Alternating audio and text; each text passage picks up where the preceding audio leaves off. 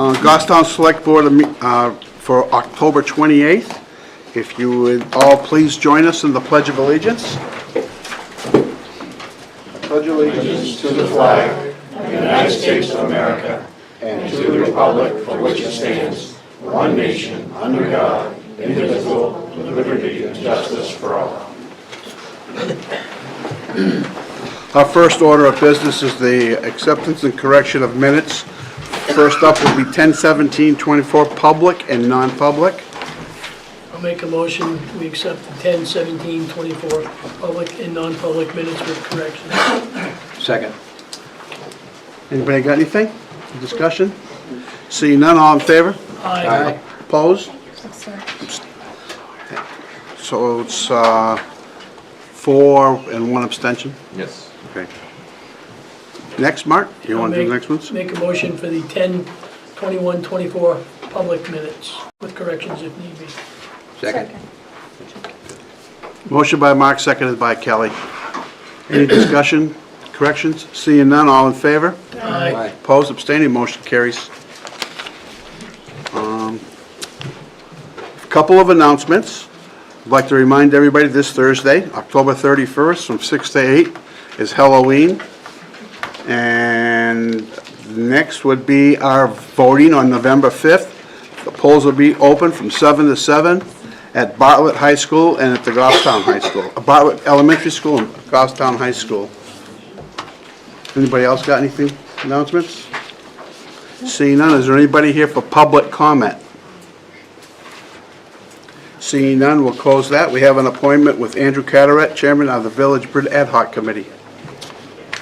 You guys all have the proposal in front of you, or the letter? You should have, in your packet at tab 6, you have the information that was in your read-ahead packet. You have a revised memo as well as a actual schedule from DOT. DOT published all of the information for this grant on Friday, I saw that. David and Andrew were kind enough to send it over the weekend, so I emailed it out to everyone, and then you have a revised copy in front of you. Okay, Andrew? Great. Andrew Carteret, 22 West Union Street, Goffstown, Chair of the Goffstown Village Pedestrian Bridge Ad Hoc Committee. And I'll just kind of give, for those who may not be familiar, a little background. We're a committee created by the Select Board. The mission of the committee is to follow up on the next steps of our report from a previous, prior committee. And that's for the potential construction of a pedestrian bridge across the river in the location of the old railroad bridge. The deliverables of our committee were to support the town application for the New Hampshire DOT Transportation of Alternative TAP grant as a primary source of funding for the construction of the pedestrian bridge, which is what we have here. Also to work collaboratively with the Friends of the Rail Trail, and then finally to continue working with the town to seek other grant funding sources for the potential construction of the bridge. And then within the chart, it also says that the ad hoc committee charter shall not be construed in any manner to bind the select board to requesting a budget appropriation for the construction of the future pedestrian bridge. So we'll make sure we kind of get that all out.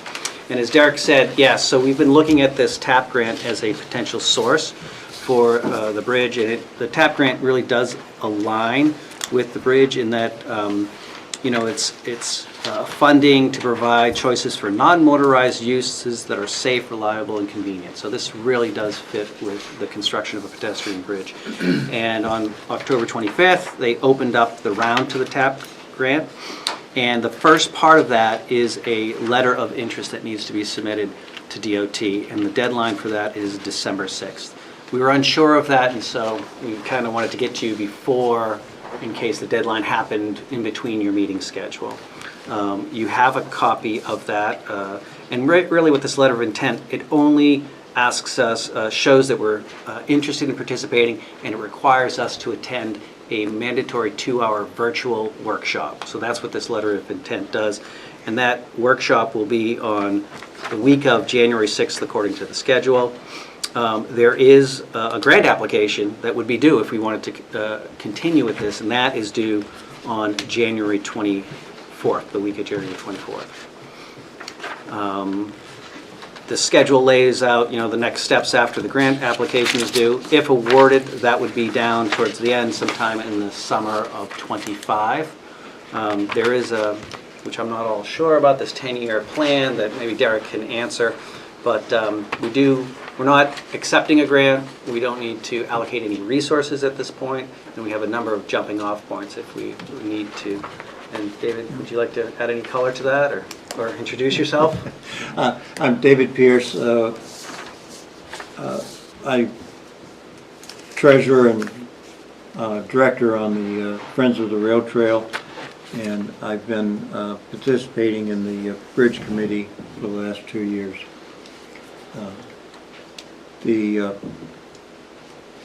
If you were to approve this letter of interest, a representative from the town, which we've identified as your Director of Public Works, would attend a 2-hour mandatory Zoom workshop on how to prepare a grant.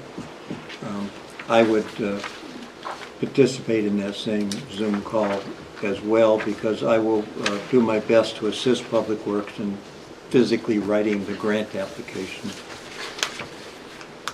Yep, and I'll just kind of go over the background. So what we're really asking is you to make a motion today to accept what we've completed as a letter of intent and submit that to DOT. It's a federally funded program administered by DOT. It is an 80-20 grant, so there would be a 20% match that would be needed if we were awarded and decided to proceed.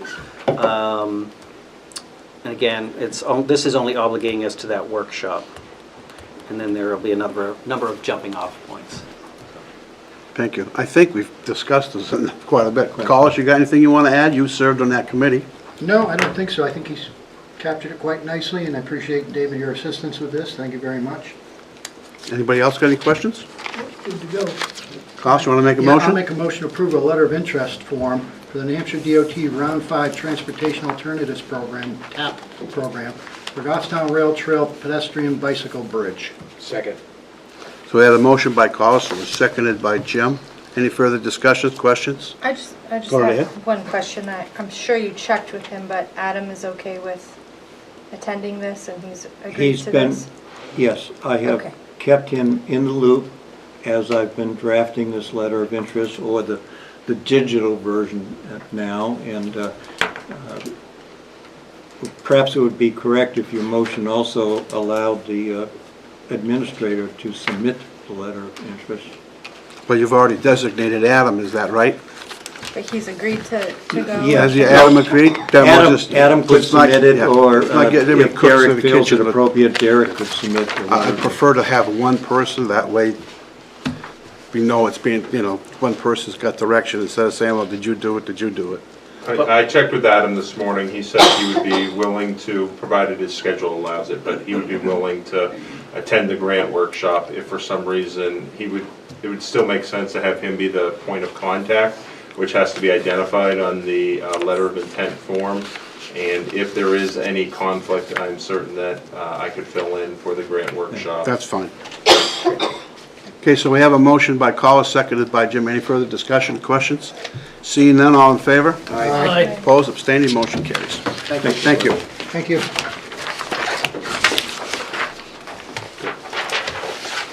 Next up be the fire chief.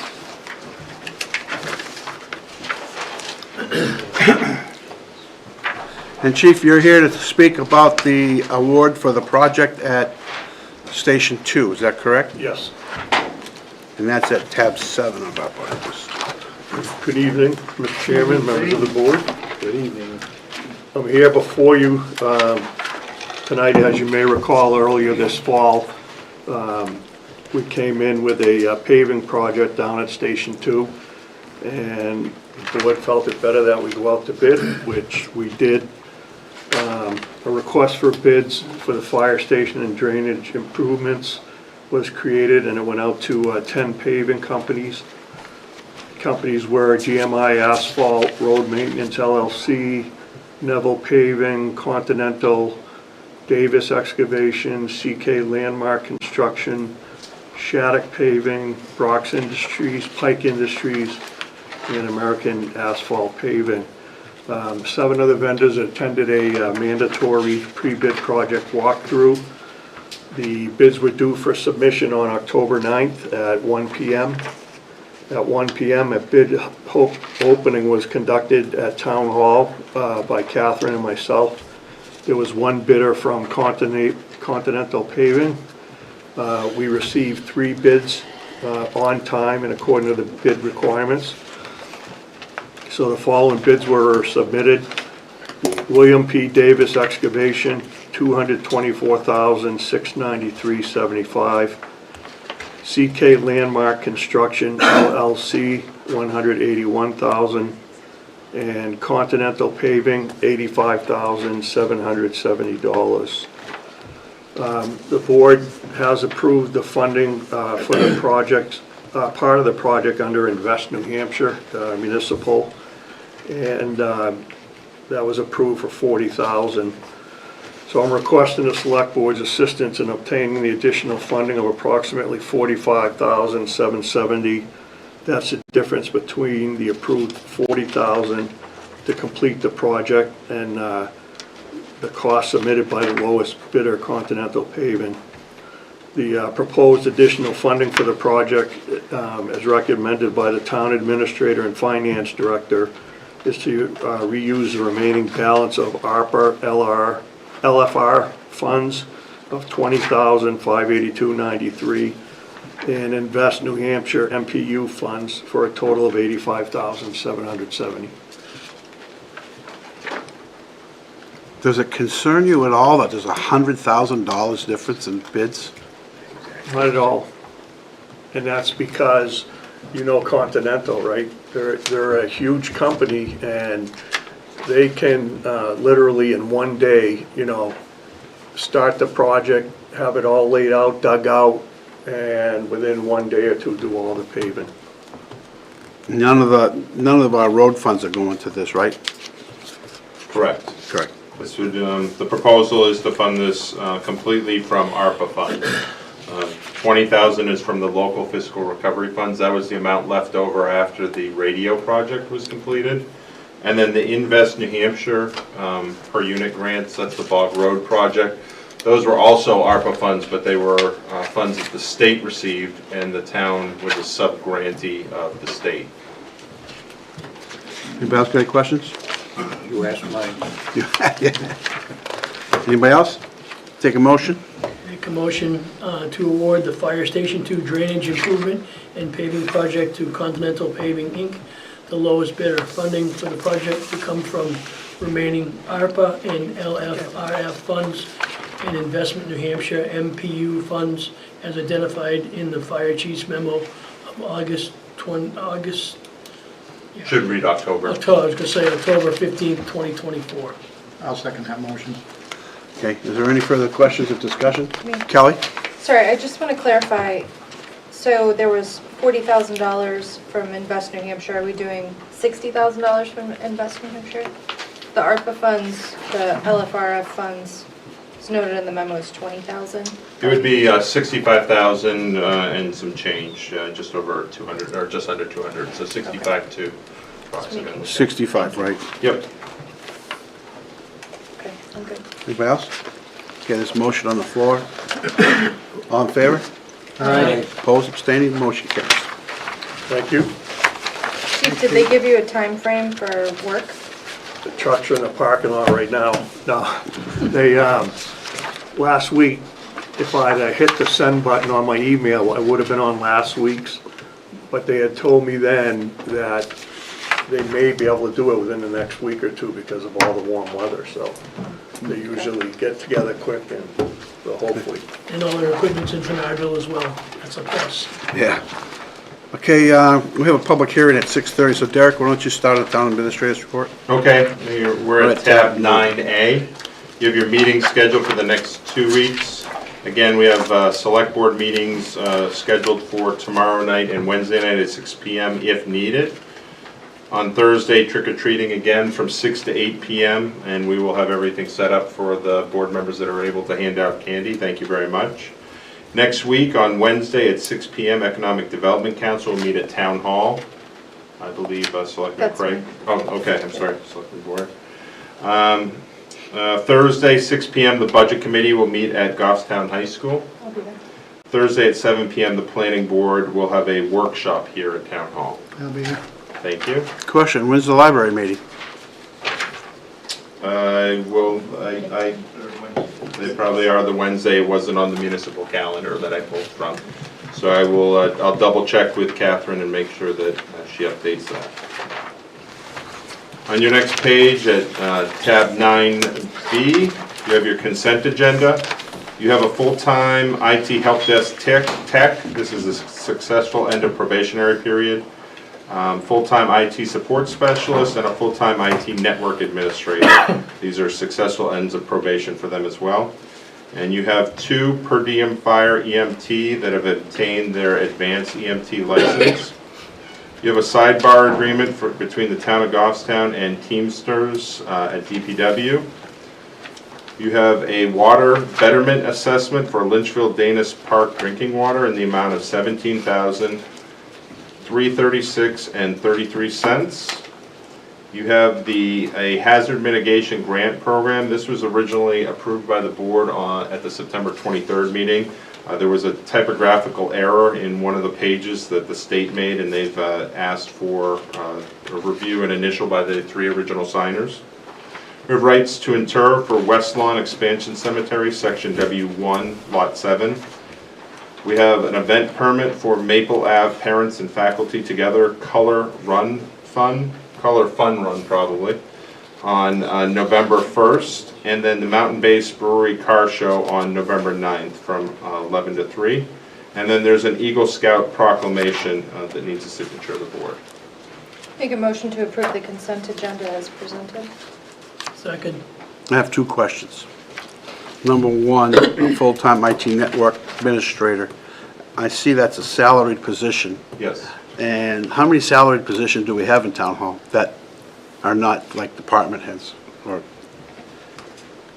So we have myself, Danielle, the assessor, the planning economic development, the town clerk, our information systems director, and the IT network administrator. is there a reason why that's a salaried position?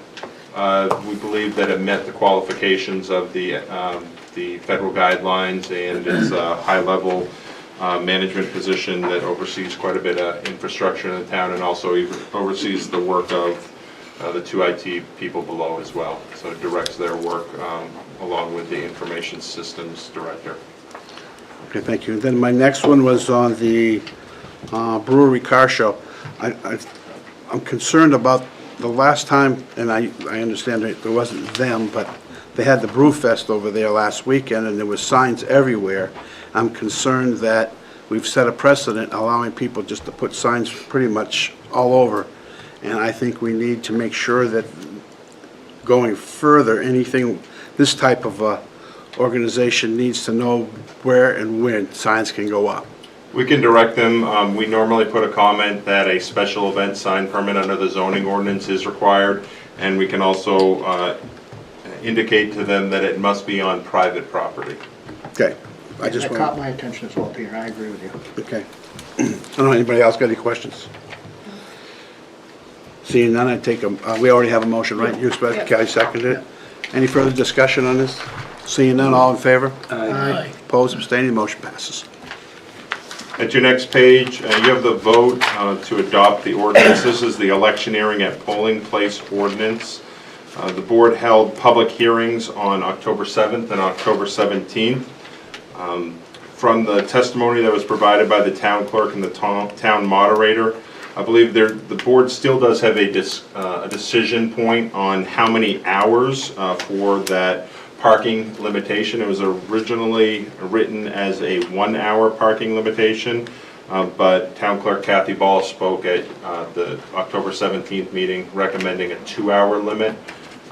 So I would ask for the board to clarify which direction they'd like to go for that, and then a vote to adopt this electioneering at the polling places ordinance. Thank you, Derek. And as I recall, the chief was asked to weigh in on it, police chief, and he had no concerns of changing it from 1 hour to 2 hours. Am I correct on that? Chief, is that right? I don't want to misspeak, since you're right there. Well, seeing you're required to enforce it, so Yeah, I would, sure. might as well get your 2 cents. I think it's a good compromise between the state law and what the ordinance says. I think when we talked about this last time, one of my concerns was that 1 hour was, I see a lot of people going in and, they're buying Girl Scout cookies for people. They're going through the lines to try to get their ballots. They're talking to people they haven't seen in a while. So the 1 hour, I think, is pushing it. And again, I want to reiterate that this won't be us walking around chalking tires and really looking for violations. This would be, the way this is written, is the moderator will be helping identify problems and then bring it to our attention so we can help, come to a solution for that problem. So I think 2 hours is a good compromise for us to be able to get people in, get their ballots, vote, say hi to people, maybe buy some Girl Scout cookies, whatever else is in there, and then kind of filter their way out of the high school or Bartlett. You're really hoping for the Girl Scout cookies. They pay you to talk about the No, things, or no, I'm just curious. just always notice it there. That's my favorite. The other question that I had in this same section is the designated separate parking locations. Can we just include that, or with a parking placard or a dashboard, something or other? Like, just if you have the card on your, So I know we talked about that, but can we just add that in there? Because I think the designated parking thing's gonna be difficult. And you want to add the language into the ordinance? Yeah, Okay. that, Because Kathy and I had a long conversation about that, and she was going to make placards for the poll Right. workers. Yeah. exactly. She Yeah. handed out those placards to the people over here today. I know, that's what I'm Yeah. saying, is that should be in the, Yep, no, that's fine, I agree. I think you could add a sentence that say election workers will be able to park with a election placard provided by the town The clerk's moderator, office. yeah. Yeah. Yeah, Rodney, could you come up? I have one question for you. You might as well stay there, Eric, because you're going to have to you get the... Dan wanted to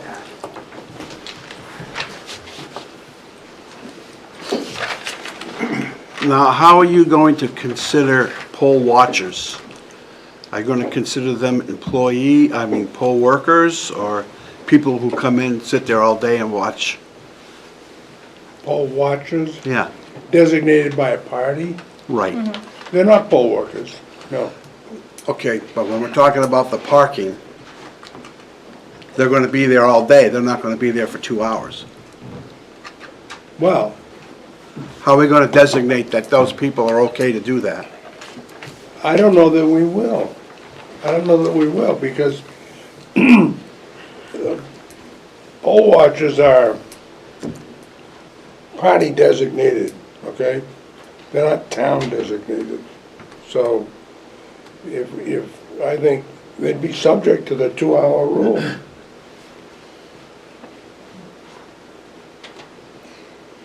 But I don't think, in my experience, I haven't seen that many poll watchers hanging around all day. Well, Rod, can I ask a? go ahead. So, they're allowed to, by law, be there and observe for the entire day. So my counter question to that is, what kind of enforcement will we have to tell them, like, would this constitute that they can't be there for more than 2 hours? That sounds a Well, little, and maybe. maybe they have to park out in the back. Okay, so they would have a designated area then? I would think that Poll watchers? we'd want to make the more accessible spaces available for voters, not for poll watchers. So, do you know when they typically, the parties will send those letters to Kathy ahead of time? They typically send that memo of who's Typically. gonna be attending? We would probably have to come up with some language then for her to ask that they park in the back lot if possible. Yeah, But also the same question, what if they have accessibility issues or whatnot? Sometimes people bring their own chairs and sit there all Exactly. day. I just don't want us to get into legal trouble because we're telling someone they No, can't we'll- be there we for a can- certain amount of time. we can be reasonable with them, but Okay. I don't want our somewhat limited parking spaces taken up by political parties, and that's what it is. Well, I can remember the last, I think it was it March, that there was like 3 or 4, Yeah. 3 or 4 people at Bartlett, they had taken their chairs and set them up along the wall there and sat there most of the day. Yeah, we have a lot at the high school. And that's what I'm worried about, that we have some way to I'm not gonna say control them, but to find out who they are, what they're doing, and make sure that they're not parking against the law, which we're now changing. Yeah. Well, I mean, it's a work in process. Do you and Lionel be able to go up and say, where are you guys parked? You can't park there, you need to go over here? Would that be something that we need to cover with you and Lionel to make sure that the chief's not put in a situation where this guy's been parked there for 6 hours? Yeah, we could do that. We can do that. It's not unreasonable. Can we add or designated by moderator in here somewhere? We could put that election workers with placards provided by the town clerk or as designated by the town moderator on site. Right. And we I think that'd We could be- provide both Rodney and Lionel with a couple extra placards if they need to issue them to a poll watcher. That be acceptable? Yeah, yeah. Go ahead. I do have one other suggested change under penalties, number 8. It says, any person found to be in violation of this ordinance shall be guilty of a violation and shall be subject to a civil penalty of $1,000 for each violation. Can we change that of not more than $1,000 How about up to? or up to? Yeah. I think that mirrors the state statute. Yeah. So if I may just get clarification, so we're gonna issue, because this talks about it's permitted by the moderator, so any election workers, polling place voters, or officials, or others, so we'll add that language that Derek mentioned. So we'll ask Kathy to reach out to the parties and give them placards that they'll be poll watchers and then they'll have placards and then they'll get designated to park in this area that you designate at both polling locations. Is that accurate? No, they've got to be identified. Sure. And that's identified through the placard, or they're gonna check in with you and you're gonna hand them a I placard? think, no, I think obviously, first of all, the party has to identify them Okay. by letter under the statute. Then they have to identify themselves, present themselves, and they'll be given a placard. So you want to physically hand it to them? Yes, I don't know that I will, but they'll be given a placard and told where to park. So do you want that done on election day or ahead of time? Well, I don't think we get these letters from the parties in advance all the time. Sometimes we have, sometimes we haven't. We can't do it until we find out who they are. I would say election day, Kelly. Yeah, I'd be in I agree favor with of that. I know in Penardville, they have to go to Lionel and they give that letter to Lionel. Lionel reads it and he tells them basically, okay, you sit over here and any questions? Yeah, But we want to make sure that it's just that person Yeah, that's, not their friends and come and hang out there type Yep. of thing. They got to have the letter, and then they can get the authorization to park. yep, Would that be okay? fine with me. All right, I just wanted to clear it. We don't want to wait till right in the middle of the, No. Election day and trying to figure but, stuff out. You know, a lot of times the parties just don't do it, okay. so. Well, it you're gonna starts have with to them. now. It starts with them. Right. All right, anybody else got any questions? I'll take a stab at a motion, Peter. Go for it. I'll make a motion to adopt the electioneering at polling places ordinances as presented at public hearings with a change that voter parking will be limited to 2 hours. So it's changed from 1 hour to 2 hours. In addition, that they would have to display placards provided by the town and they would be restricted to designated areas. I think that captures it. Does that capture it, Chief? And if you could just make the change under item number 8, that it's a civil penalty Yeah, of up I'm to sorry. 1,000. Yeah, thank you. So that'd be the motion. Okay, so now we've changed the, you seconded, right? Second, yeah. We changed the content of the motions, of the ordinance, right? Yes. Okay, so let's take a vote on that. So, which we did. All in favor? Aye. Opposed, abstained, motion passes. Now, we still have to have the public hearing. No, you've already held the public hearing on this ordinance. Okay, I'm sorry, we have a public hearing scheduled at, I can put my glasses back. Yes, you do have a public hearing. Adoption of town ordinances, you might as well stay up. You're all set, My part's done. you're out. You're done. You're good. You're Thanks, done, Rob. the ordinance passed. Thank you, Rod. I think Joppa Hill's a good idea, though. We're gonna have public comment if you wanna hang on for a few minutes on that, okay? Tab 8. Yep.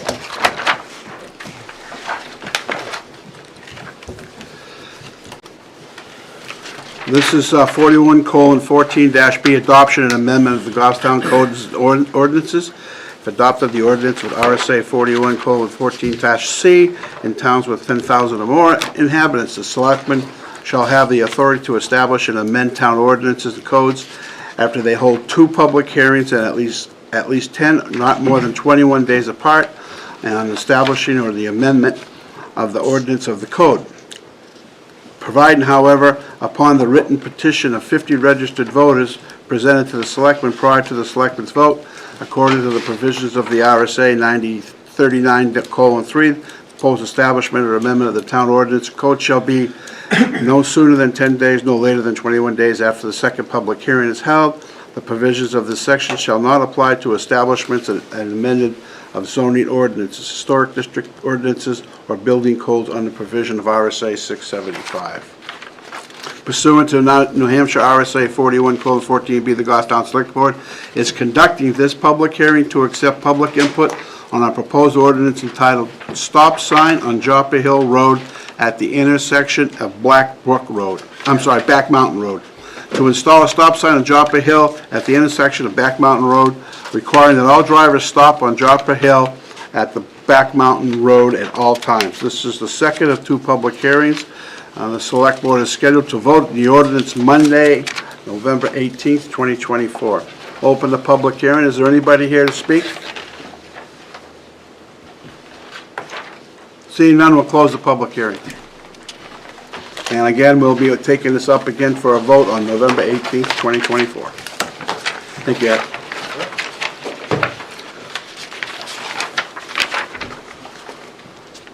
Derek, you're all done, right? Or No, I'm at tab 9D. D? Yep. So this is a required change that is coming down from Health Trust.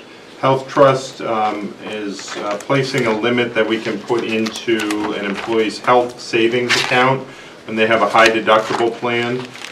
Currently, the town has in our personnel plan and many of our negotiated CBAs, the town pays 80% of the annual deduction of whatever that high deductible plan.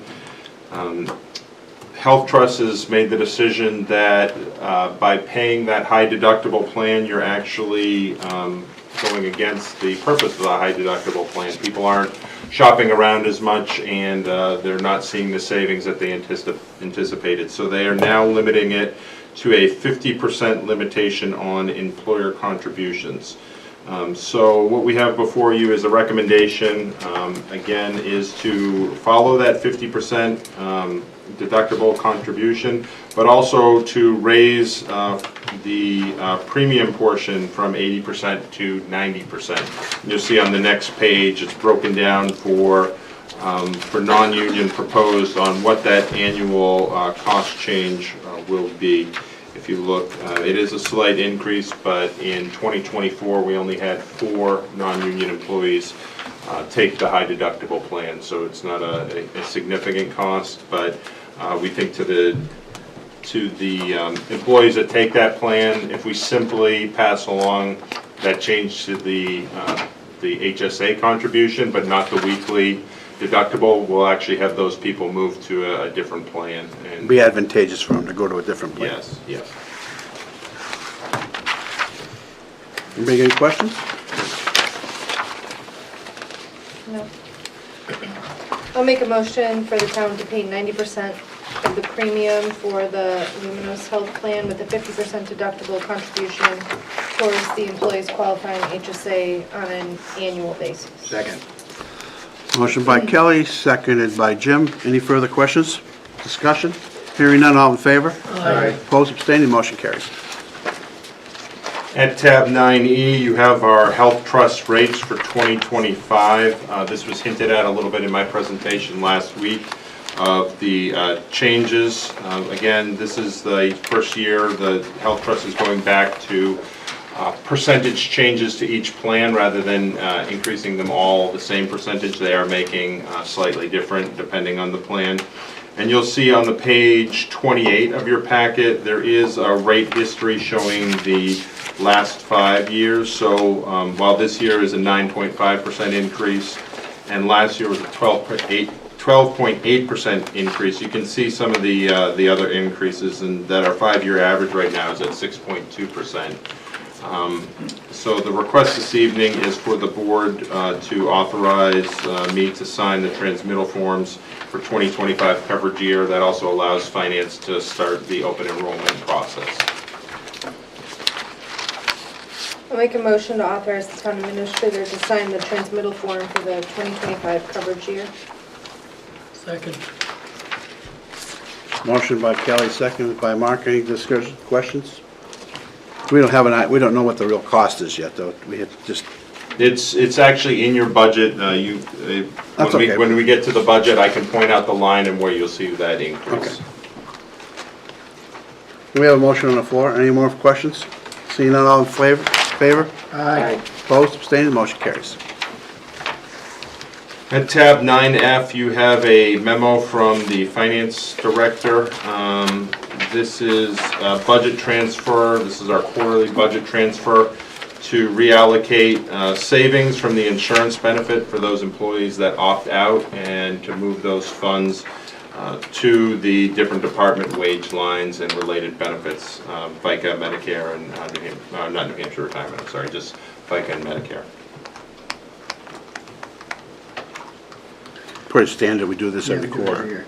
Yeah, and we've actually talked with the finance department. Both Zach and Danielle feel strongly that starting in 2025, that we're going to maintain this all within the benefits line. We can still provide an accounting to the select board of what that savings is for those employees that opt out, but rather than doing a quarterly transfer, we're going to keep it with the benefits. And the auditor won't, Correct. okay with that? They'll be okay with that, yes.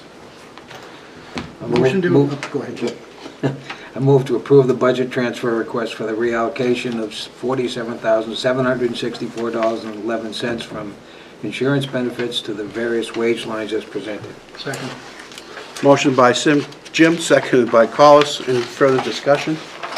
Seeing none, all in favor? Aye. Opposed, abstaining, motion carries. At tab 9G, you have a draft request for proposal for the decommissioning of Roy Park Pool.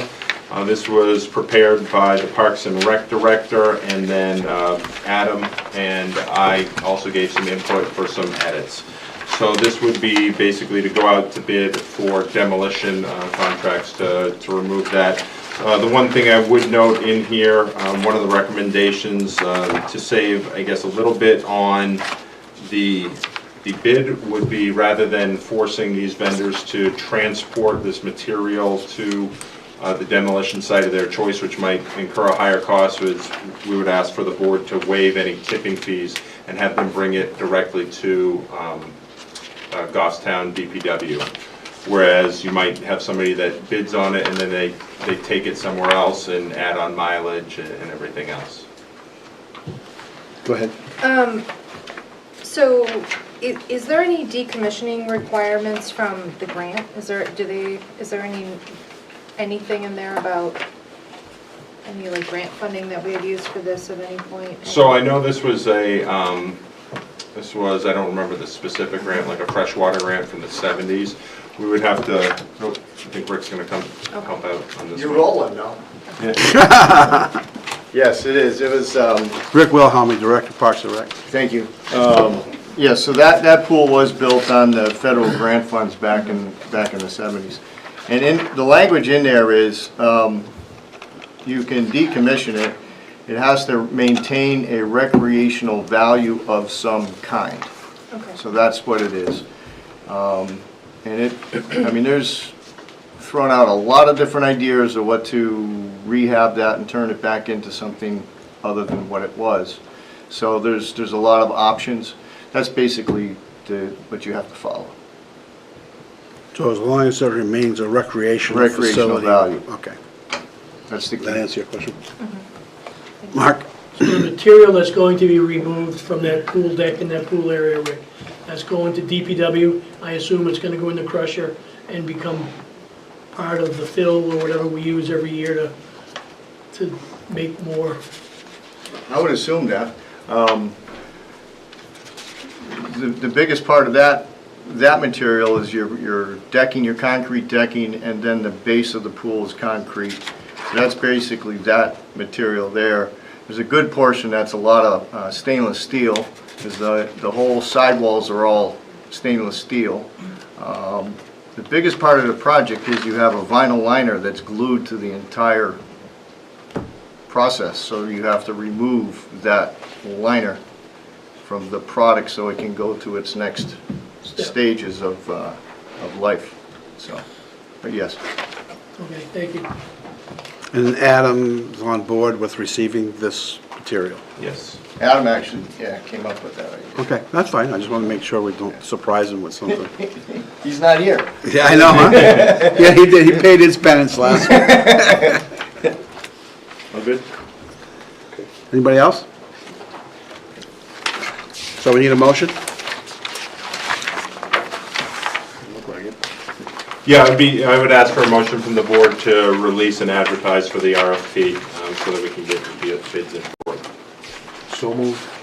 Second. Motion by Jim, seconded by Mark. Any discussion? Seeing none, all in favor? Aye. Opposed, abstaining, motion carries. At tab 9H, you have a draft RFP. Again, as part of the Invest NH MPU grant funds, Town Hall identified the possibility of reviving the Town Hall Revenue Collection Office. This was a project that was done about 10 years ago, and we actually did work with Amoskeag Architectural to start drawing up plans, but we ended up dropping it at that time. And we believe that by pulling in all the revenue collection functions of Town Hall, we might be able to gain some efficiencies as well as office coverage to improve some of our customer service and really reduce the impact when people are out now. For example, today there was a portion where the tax collector was not in, so okay, we send people down to the deputy tax collector, who's right now is the sewer secretary, which it works out fine, but it'd be nice if they could just go to one window and be serviced for all DMV tax collection, sewer payments and everything. So this is really an RFP to look for somebody for design, engineering, and construction portion. We believe based on the square footage of we're hoping that it would come in around 200,000 for everything, and that's what we've identified as part of the Invest NH MPU grant funds. But the first step would be to have companies come in and bid the project. What, do you have any estimate or any idea what the estimate would do for the bid process to come in? So it was definitely in the six figures. I think it was 2013 we did it, and it was just under 200,000. So this is a much scaled down project from what we did at that point. So that's where we're hopeful that by a scaled down project and minimal impact and kind of using some of the walls and everything that are there already, that we can come in right around 200,000. For a completed project? Yes. A motion? Yeah. I'll make a motion, we move forward with the RFP for the Town Hall Revenue Collections Office, Agricultural Design, Engineering, and Construction. Second. Motion by Mark, seconded by Jim. Any discussion, more questions? Seeing none, all in favor? Aye. Opposed, abstaining, motion carries. And the final item I have for you tonight at tab 9I. Again, we're getting back to those Invest NH municipal per unit grants. At the last meeting, the board had asked for an accounting of where we stand. What you can see is, again, the board did make the decision to dedicate $210,000 of the $630,000 to the Bog Road project. We've worked with New Hampshire Housing Finance Authority and the new developer of that project to do the grant agreement and the promissory note for that, so we still have that identified. You have police, public library, fire, and parks and recs have completed projects. Again, police had new flooring, painting, furniture for the roll call meeting. Police did interior painting in the roof and elevator siding repair. Fire did some door access security, and Parks and Rec did the HVAC mini splits. This evening, you did approve awarding of a bid to Continental for the paving of station number 2, so that is shown there. And you just approved the RFP for the revenue collection office. You do have a handful of new proposals before you. Station 1 is looking for some additional security cameras for the hardware and installation. And then GTV has a failed AC unit that serves as the studio server room. As you can imagine, the server that stores all of those videos is very important to the operations over there, and I am requesting that you would use funds for that. And that would leave a balance of the Invest NH MPU grant funds of approximately $41,000. Again, a lot of that's dependent on what we get in for the bids for the Town Hall Revenue Collection Office. And then the remaining portion could go towards the Roy Park Pool decommissioning or any other projects that the Select Board sees fit. These funds have to be under contract, either completed or under contract by the end of the year. They cannot simply be a PO. We have to have a legally binding contract, otherwise we have to return them to the U.S. Treasury. Derek, didn't we have for town hall, paint and flooring when we initially talked about It has been talked about quite a bit. I know the Joint Loss Safety Committee is very concerned about the flooring here. That is another project, but I haven't identified it here necessarily, but yeah, that's one that's been talked about but never been voted on. Me personally, I think we should go ahead with the GTV. It sounds like that's important that we have, Yep. that we're protecting hardware over there, right? I mean, Yes. that's what you're saying. And I kind of would like to wait on anything else for a little bit longer, just to find out what your project's going to come in at. Because we're talking about 2013 numbers, Yes. and we're concerned about any time we do that. We've done that before, and all of a sudden, we find out we're, $50,000, $60,000 difference. Do we have time to do that? You have 3 meetings scheduled right now for the end of the year. I would say we would need a decision either at the November 18th or that first December meeting. Makes it very tight because we have to, again, have a legally binding contract that the board has signed and approved. And that would be the very last meeting in December. It makes it tricky, but we can definitely work towards that. That's my only concern. Add another meeting. That's my concern, is your project, when you send it out so late in the season, if it comes back, we're using 2013 numbers, and if you're just off 10%, that you would use up most of this money. So, that's my feeling, but Yeah, I agree, we When could are have the another bids? meeting. due to be back? I think that one I was going to be bringing recommendations to that first meeting in December. Kelly, were you questioning? The town hall. Yeah, RFP. so I had, the bids would be received until December 2nd. So that would allow a quick review of them and to bring a recommendation to you that first meeting in December. We understand that's a tight timeline, but we also wanted to be able to advertise it sufficiently and get it out to people. Okay. is everybody okay with that? Yeah. So let's get the GTV. You want to make that motion, or? I'll make a motion that we make repairs to the GTV AC unit for the server, studio server room.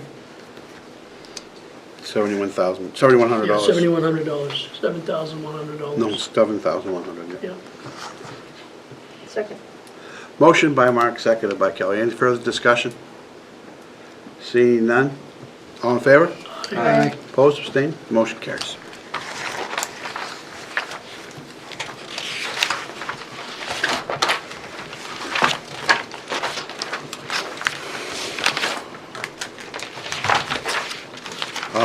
Let's start with the sewer enterprise fund.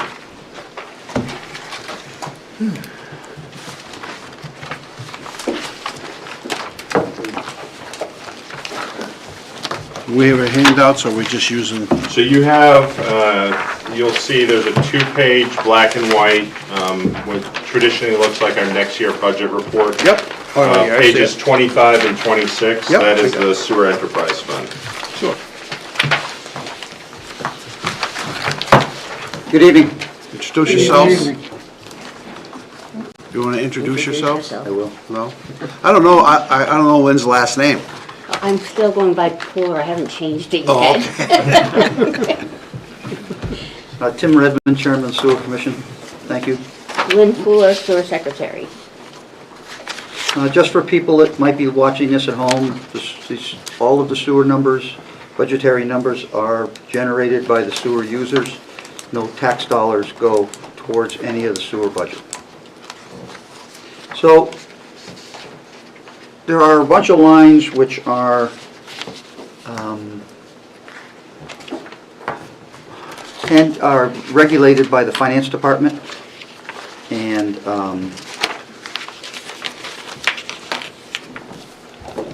it goes the regular wages, commissioner stipend, FICA, Medicare, retirement, unemployment compensation, workers' compensation, and then there's a benefit line there, which I'm not sure what that is. Lynn, what is that line? That's our health benefit. Health benefit line, okay. Those first set of lines in the first part of our budget, the administration budget, are dictated to us by finance, and we don't have any control over that. We get those numbers from finance. Then we begin our lines that we have authorization to work on. Would you like me to do each one of them individually, folks, or what would you like? I would just hit the highlights, Tim.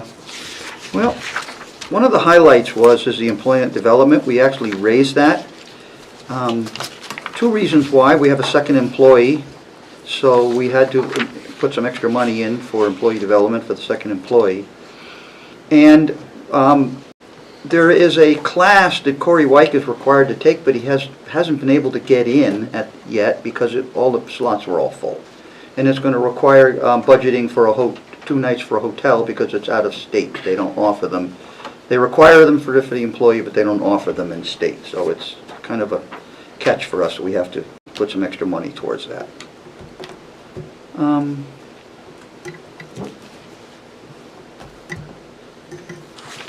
We have a line that is classified as computers and communication. We divided them up with the help of the finance department into 3 other lines so that we could more correctly identify what each of the expenses are in that line, because it sort of was covering a lot of lines, a lot of items. So it was broken down into software, internet, and phone, and then mobile communications. So we tried to itemize those within the line rather than just put them all into one big lump. So that comes up in, are our numbers the same as theirs, Linda? Yes. 36? Okay. It starts with 326 and then a whole bunch of zeros, but then 48450 down to 50230. Those are the lines that were broken up into different categories.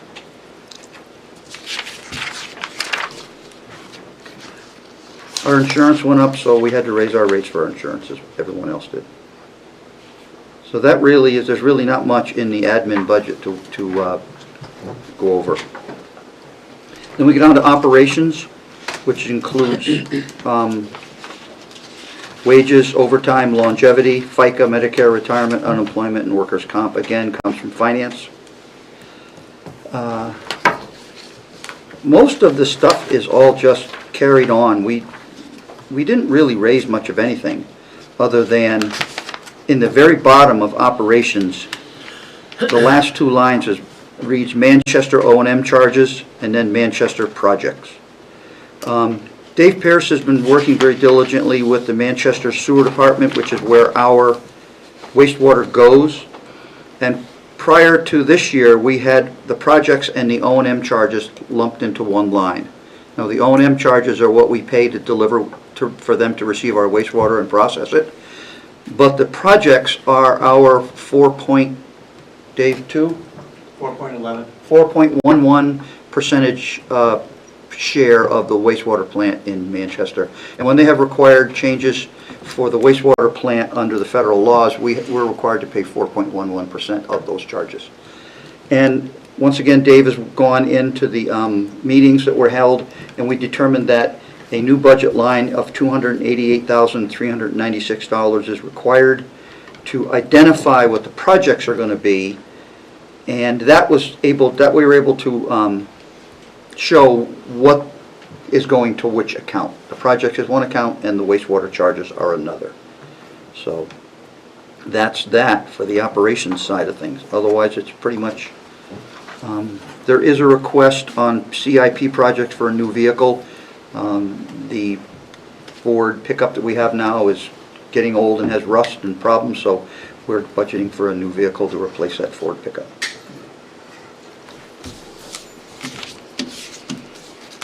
We also, as stated in a prior year, we bought our own maintenance equipment for the lawns and such because we were paying an outside vendor, but we have the employees now to do it, so we're doing it in-house. We're not paying a contractor to do it any longer. How many total employees do you have, Tim? Three. Three. There are two at the wastewater plant, and Lynn is the other employee.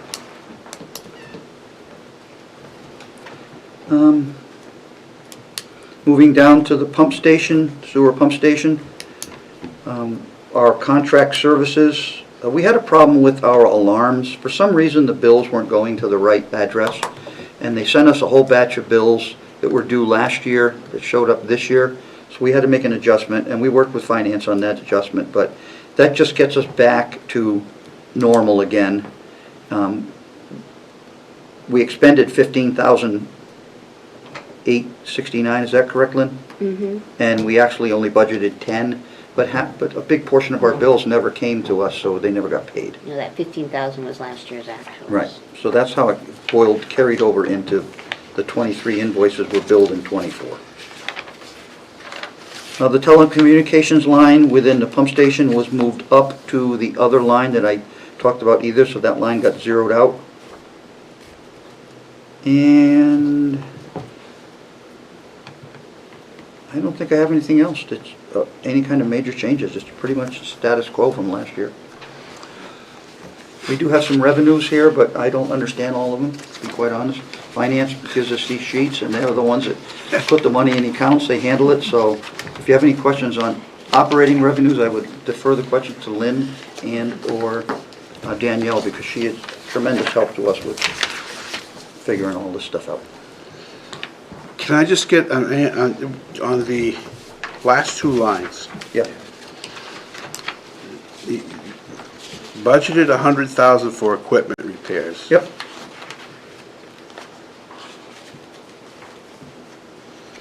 And then below that, you have a negative $56,000. That was an old, that's something finance did.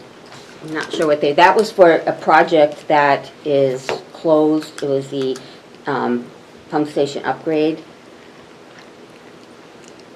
So, Equipment repairs and the upgrade are separate.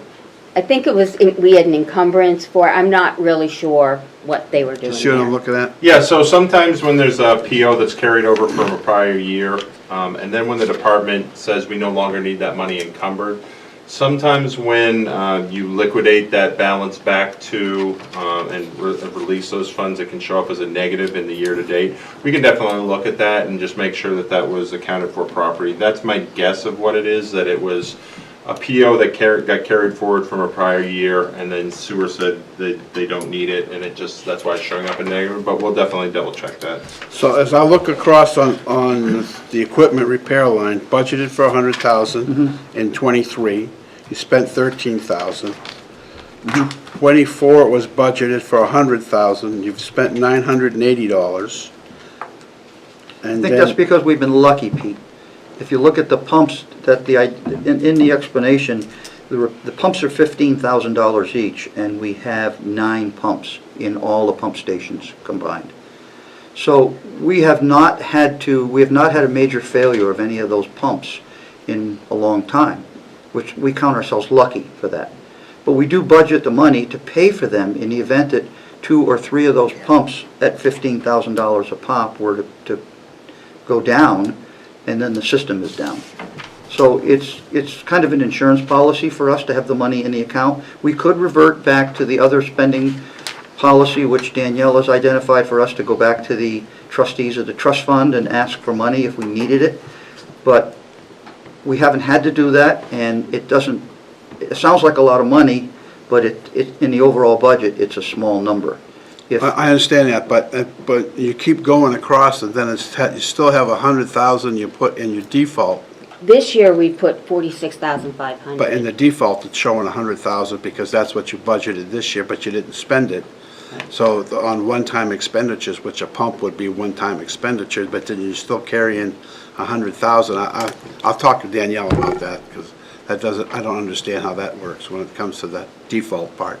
You've listed your default budget there as the same thing you budgeted before, but you didn't spend it, and a pump would be a one-time expenditure, wouldn't it?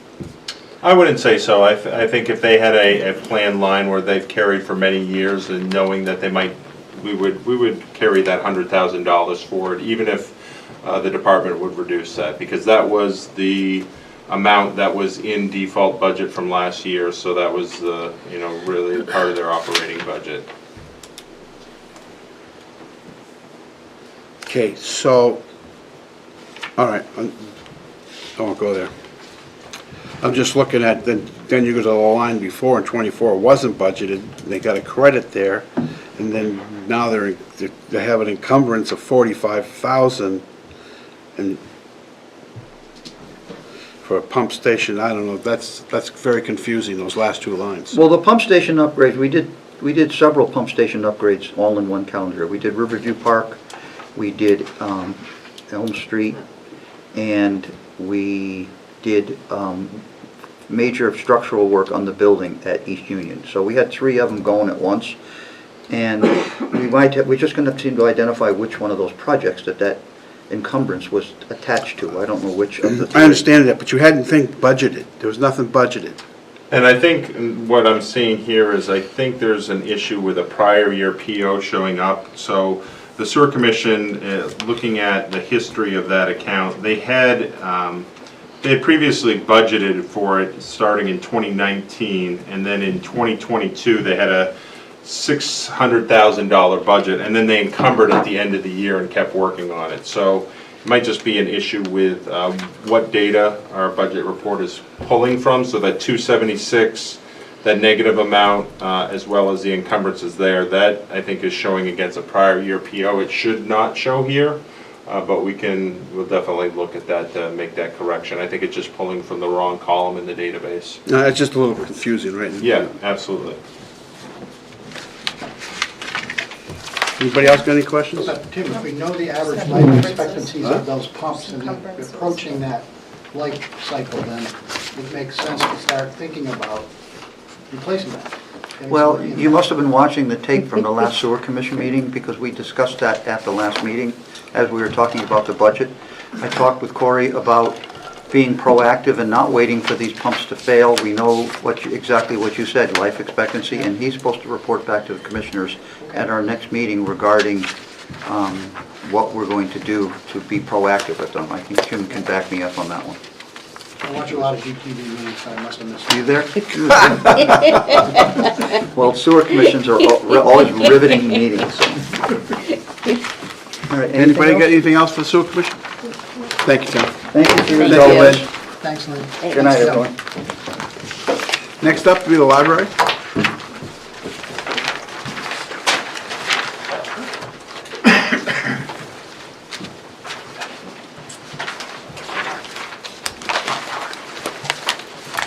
Good evening. evening, everyone. Good evening. Condolences, Diane. Thank you so much, I appreciate it. I'm Diane Hathaway, your library director.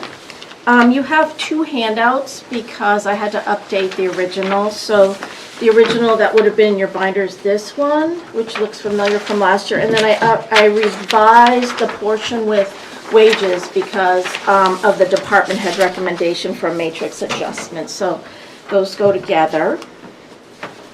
And on my printout, I'm on page 20 of your budget. So that's the, I don't have the new one, I wasn't at a printer this afternoon. oh, do you need a copy, or? you wanna- It shouldn't be different. It shouldn't be different. Okay. It does have the benefit of the revised budget, that's the only thing that's a little bit different about it. I think I'm okay right All right. now. Sorry, I don't have No, a that's okay. printer, so. It's kind of scary though, right? The whole budget process is scary, is that what you're saying? Whether they match. I know, well, honestly, I found an error this morning, and I should have looked at it 4 times instead of 3 times. $500 slides under the door somewhere. So I don't know how you want me to start, but I'll just start talking, and then you can ask me whatever you want. So the library budget, it was really tough to budget this year. You may hear that from other departments as well. This year, because of the default budget, we were very conservative in our spending. Not because we had a great, huge reduction, because we didn't, thanks to reductions made in other departments. But for me, it's budgeting for 2 years in a default budget, because I didn't want, I wanted to be conservative to set myself up for the 2025 budget, because lean was the message of the day. So, and those are reflected in our statistics as well. The fact that we were conservative in our programming, we were not fully staffed for most of the year, and we just lost another staff person, so that affects everything. As far as the wages go, if you look at your pink sheet, you'll see the recommendation from the department heads, and our wage lines reflect a step increase for every staff member plus a 3.3% adjustment to the compensation plan. There are no additional staff hours, no additional positions. Everything is remaining the same for 2025. Diane, does that bring them up to the 60th percentile for library staff based on the compensation analysis, or what? So all non-union employees were placed according to the PayPoint compensation plan. That plan made the recommendation to the board that the matrix be adjusted annually. Right. So what department heads have done is budgeted in a 3.3% matrix adjustment that's based on the August 2024 CPI, the 12-month CPI, and that really looks back a year to when PayPoint collected all that data. Yep. So they were placed at the same time as non-union. I know for many years the library was behind, a year behind. That's so what this I'm asking. this So puts this- it on the same schedule Okay. as all other Thank you. other Yes. non-union employees. Yes, thank you. I wasn't fast enough to catch up with you. And I did have that on your pink sheet too, so that explanation is there. The other highlights of the budget, there are many lines that don't have change, but the first line that you'll see that's new for the library is the legal services line. We had always carried a consulting services line, and that line is going away to be replaced by the legal services line. So you'll see that is budgeted for $4,000 for 2025. That's line 45020. And then there's no money budgeted for consulting for 2025. Go ahead, question. Just a little bit further up, Diane, professional professional dues, 44,100. Yes. So I see that you requested 2,000, but your year-to-date is already over that. Do you anticipate any fluctuation in professional dues for next year? Professional, well, it's hard to know whether there'll be increases or not. Dues are all paid for this year, so 2005 is the final amount for 2024. I thought it was close enough to leave it at 2,000. I try to manage it pretty well. Just wondering. I Okay. heard through the grapevine that the American Library Association was reducing their dues next year, so we'll see if that really happens. They heard from their membership that their dues are, or their annual dues are unaffordable, so. No change to the minute taker line, that's budgeted for 24 meetings a year. I did increase the office supply line by $500 this year based on the increased costs for everything. We're talking printer toner is costing over $100 a cartridge now. Copy paper is about $50 a case right now. It's gone up tremendously. So that was increased. No changes until you get down to computers and communication, 48450. That number is based on my dialogue with Brian Ray. He and I worked on the budget together as we do every year. And that is the number for 2025 based on the needs of the department. If we go down to utilities, 50240, I adjusted heating oil and electricity based on the contract that the town has. And so you'll see in your blue handout, I actually tell you what the formula is and how many, for instance, how many gallons of heating oil per year that we typically use. So that's pretty straightforward. There were increases in water and sewer, so those were both changed by $50. So not a huge increase there, but still an increase. The next line that has major change is the maintenance line for the library building. That's line 53460. And on that line, there's a $20,000 addition to repair our drainage situation in our parking lot. So if you've been around for a while, you know that our parking lot floods during heavy rain, winter melt, to the tune of probably a foot or more of water in the parking lot.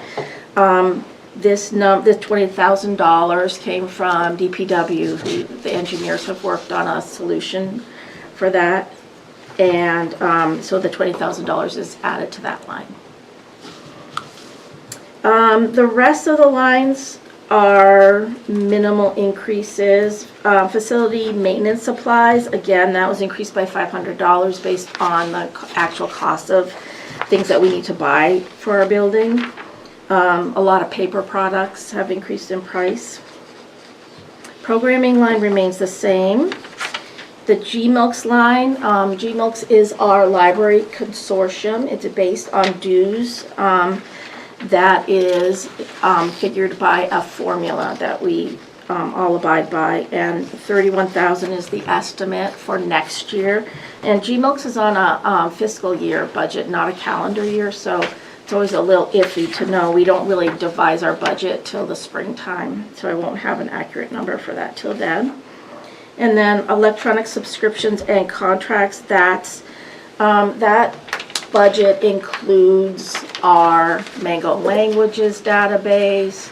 It includes our Hoopla content, which is digital content for ebooks and audiobooks. Includes Cassie, which is our print management system for our public computers. It includes Libby, which is our state library digital content. Newsbank, they're all listed in your blue handout. We will not be renewing Universal Class this year. It doesn't warrant a renewal because of the usage numbers aren't what they had been previously. And we did just lose our Plymouth Rocket vendor, and that's the company that provides us with that online calendar for our programming that you see on our website, plus our Ticket Keeper, which is our museum pass reservation system. They had a major, well, I'm not totally sure what they had, but they had a huge crash, and they will no longer be servicing us. We're going to a different vendor, and that it will be more expensive. So, but I have not adjusted that line yet because we're not totally sure what the cost will be in 2025. Any questions? Go ahead. Diane, I see that hardware is $12,000 for 5 desktops and 2 laptops. Yes. Are those all staff devices? That's a good question. I don't recall which ones are, how many are public and how many are staff. Every computer and laptop is on the same rotation, no matter where they are in the building. So I don't know next year how many are for each category. Okay.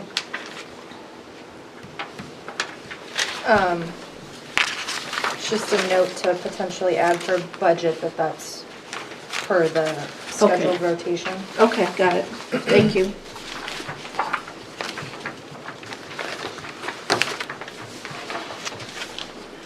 And then my next question was about the, sorry, I lost it. The travel. Yep. Where did it go? It's 44,800. And you're noting that it's overspent for this year? Yep. And that was because we chose to send a staff member to a national conference, so we knew that we were gonna overspend that line for hotel and airline. And then I understand the consulting versus legal services separation, but was there anything in the consulting line other than legal services prior? No, it was always for the legal review of policy, things like that. We didn't always spend it. Okay. This year we have more than spent. And what we those will be budgeted. combined in the new legal services line, or I'm sorry, in the, the legal Yes. services line, we're just combining it all in that? Yes, Okay. yeah.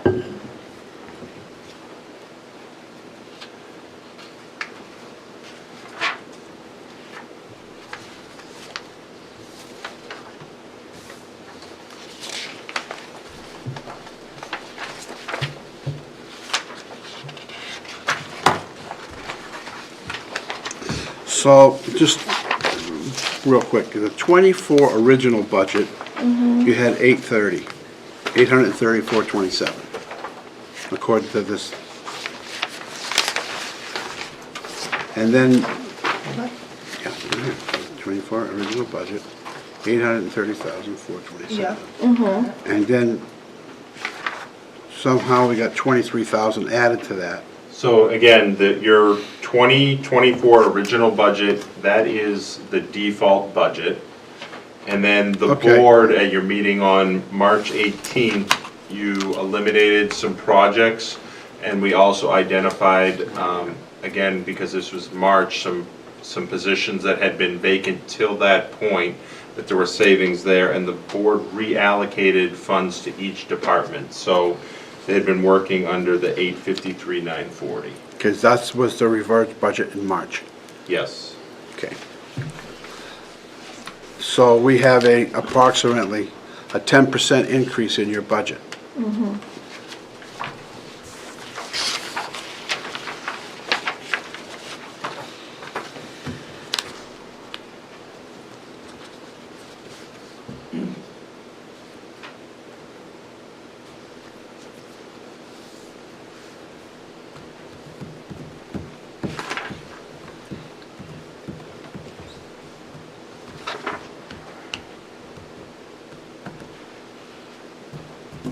Anybody have any questions? Nope. Kelly, No, I think we're good. you good? All right, thank you, Diane. All right, thanks very much. Thanks, Diane.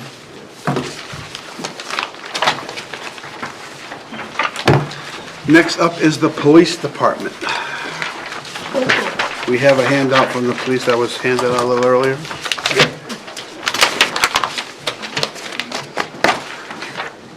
think there's a fight between the departments who's gonna make the better presentation. I'm not really sure what's going on here. Leave your weapons at the door. Leave the guns up. 3 red pens. Give them out. I would like to ask for a chair with no signs to it. Good evening, everyone. Good evening. I am Chief Eric Serino, Police Chief, this wonderful community. Thank you for giving me the opportunity to present the budget. I'll try to do my best to present the budget based on our default versus selectmen's budget. Everybody all set? So my presentation that's in front of you is really the high-level overview of some of the things that we saw increases and decreases. As many of you know, when I present our budget based on the total, and then I go into police operations and then police communications, so we're kind of broken up into 2 different budgets, and then kind of go over CIP, and then be ready for any questions. So if you allow me, I'll start. Mr. Chair, are we good? Yep. So you'll see our 2025 proposed budget is about 13% increase over the 24 budget. I have it broken down. Sorry, Eric, I don't mean to interrupt you so soon, but 2024 budget, I'm assuming is default, not proposed 24?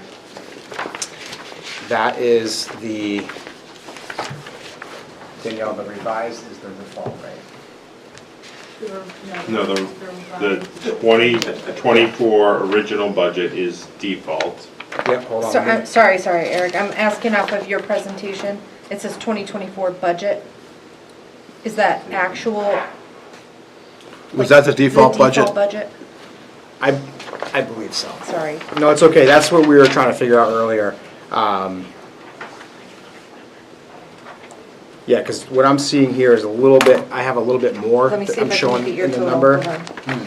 So 2024 original budget says 5,235,802. So it's a little bit of a change than what I have here. But that might be because my spreadsheet was a little bit off based on our changes. So it's roughly right around a 13% increase.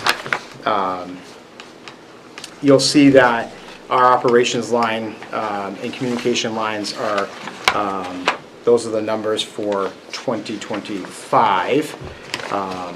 CIP, I did not add this in the note here, but I do have a note. We found out today that we still do not have the state bid for the cruisers and CIP, so that's a note for you guys. I added a 10% increase on that just for a placeholder. So at some point, as we're moving along this budget process, once we get that state bid, we will bring that to the board and the budget committee and try to really hone in on those numbers. Do they have any idea of when they might? No, I don't. We called today, and the woman that oversees it still hasn't received any of the Ford or Chevy state bids. Because you'll see in my presentation, we are asking for the 2 Chevy Tahoes again, and the 1 Ford. An overall quick overview: 14 lines increase, 16 lines decrease totally in the budget. Those increases are plus or minus 2,500. You'll see the next page we go into operational increases. Really quickly, the wages went up this year about $586,000. That's full-time, that's part-time, that is the retirement, Medicare. That includes some of the overtime, longevity, FICA. You'll see another big increase that we budgeted for is uniforms. We're seeing a huge price difference in our uniforms. As you all know, we have to still fill 7 positions. It's on average right now, whenever we hire a new officer, we're paying just around $5,000 in uniforms to outfit them. So we increased the budget about $12,000 to include those uniform requests plus the operational uniforms that everybody works in every single day. You'll see that I added in our crime prevention line, which is usually the new mountain bikes, a few other things. I added $3,500. That is for a new police e-bike for the rail trail in the urban areas. We currently have one mountain bike officer. She does a phenomenal job on the rail trail. She submitted a proposal to me to get an e-bike. We went through it together. I think it's a really smart move as a former bicycle officer who was putting it on the back of the cruiser, riding around downtown on the bike on the rail trail, and then trying to get to a call and getting back to your cruiser. A lot of times you're pretty well winded. I think with technology, this is a smart move for us to look at buying one. She can get down that rail trail a lot faster. It's a 5-mile trail. We used her on Punta Regatta. She was on her bike out there. I think it's a really good thing, so we put that in the budget. Hoping to get another officer on the bike as well. And you'll see employee development went up about $3,600. This year in employee development, I'm asking the board and the budget committee to approve in that budget mental wellness checkups. We've contracted with a mental wellness caregiver. We currently are making it voluntarily for employees in this entire agency that want to go get an evaluation. It's not a fit for duty evaluation, it's more of a check-in. They can give them confidential check-ins and talk to people if they need to, or give them resources. I'm gonna kind of go with the trend that's across the state right now, and we're gonna start to ask our entire employee base for everybody to go do a one-time check-in every year. And that's a little bit of a cost, but I think it's really important that we give people the resources to make sure that they can confidentially meet with somebody and get some help if they need it. So that's the increase for employee development.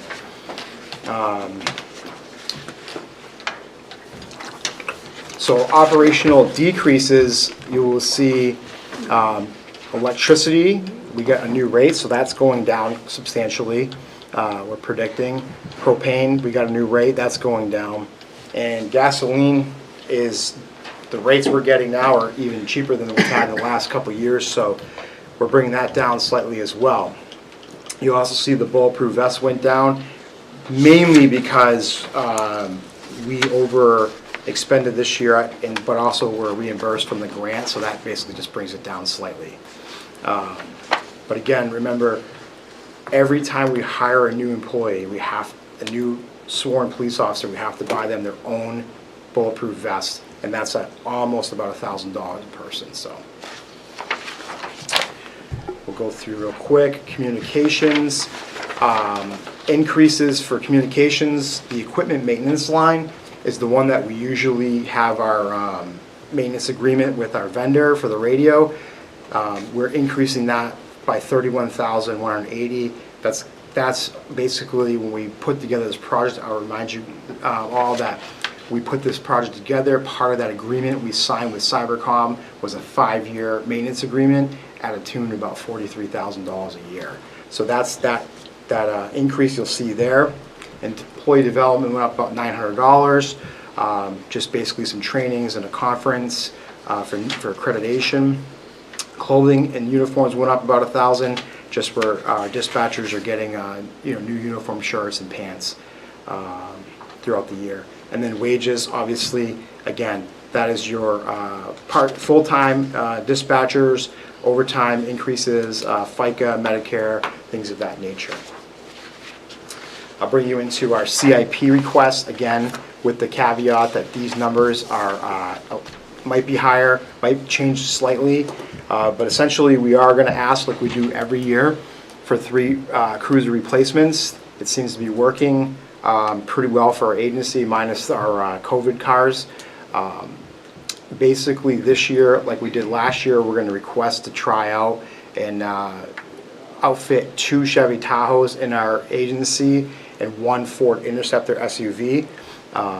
My presentation in CIP was basically saying that these Tahoes, we're looking to see if Chevy will be a better fit for our department. It's a little bit bigger, gives the officers a little bit more room for comfort. As most of you know, this is their office for 12 hours. We're trying to give them the best place that they can work to provide a better service for our community.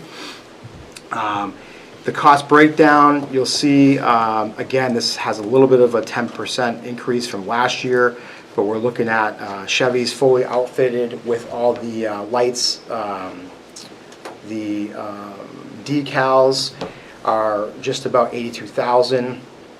The vehicle itself was somewhere, it's going to be coming in about somewhere around 62,000, and the Ford SUVs are about 45,000. We're thinking, I think we paid this year for 24s, I think they're like 43 or 44,000 for the vehicle, and then just about 20,000 in outfitting. And like every 4 years, 2025, we found out that Ford is changing the car again. So it's going to have a different body style, different whistle. The equipment we use, once again, as Mark, we talk about this every year, we're not going to be able to use some of that same equipment. This year, I think you guys saw, we were able to use some of our old equipment. I think the cages we put back in the cars, that worked out for us, so it gave us a slight couple $100 of a savings. But essentially, that's what we're going to look to do for 2025.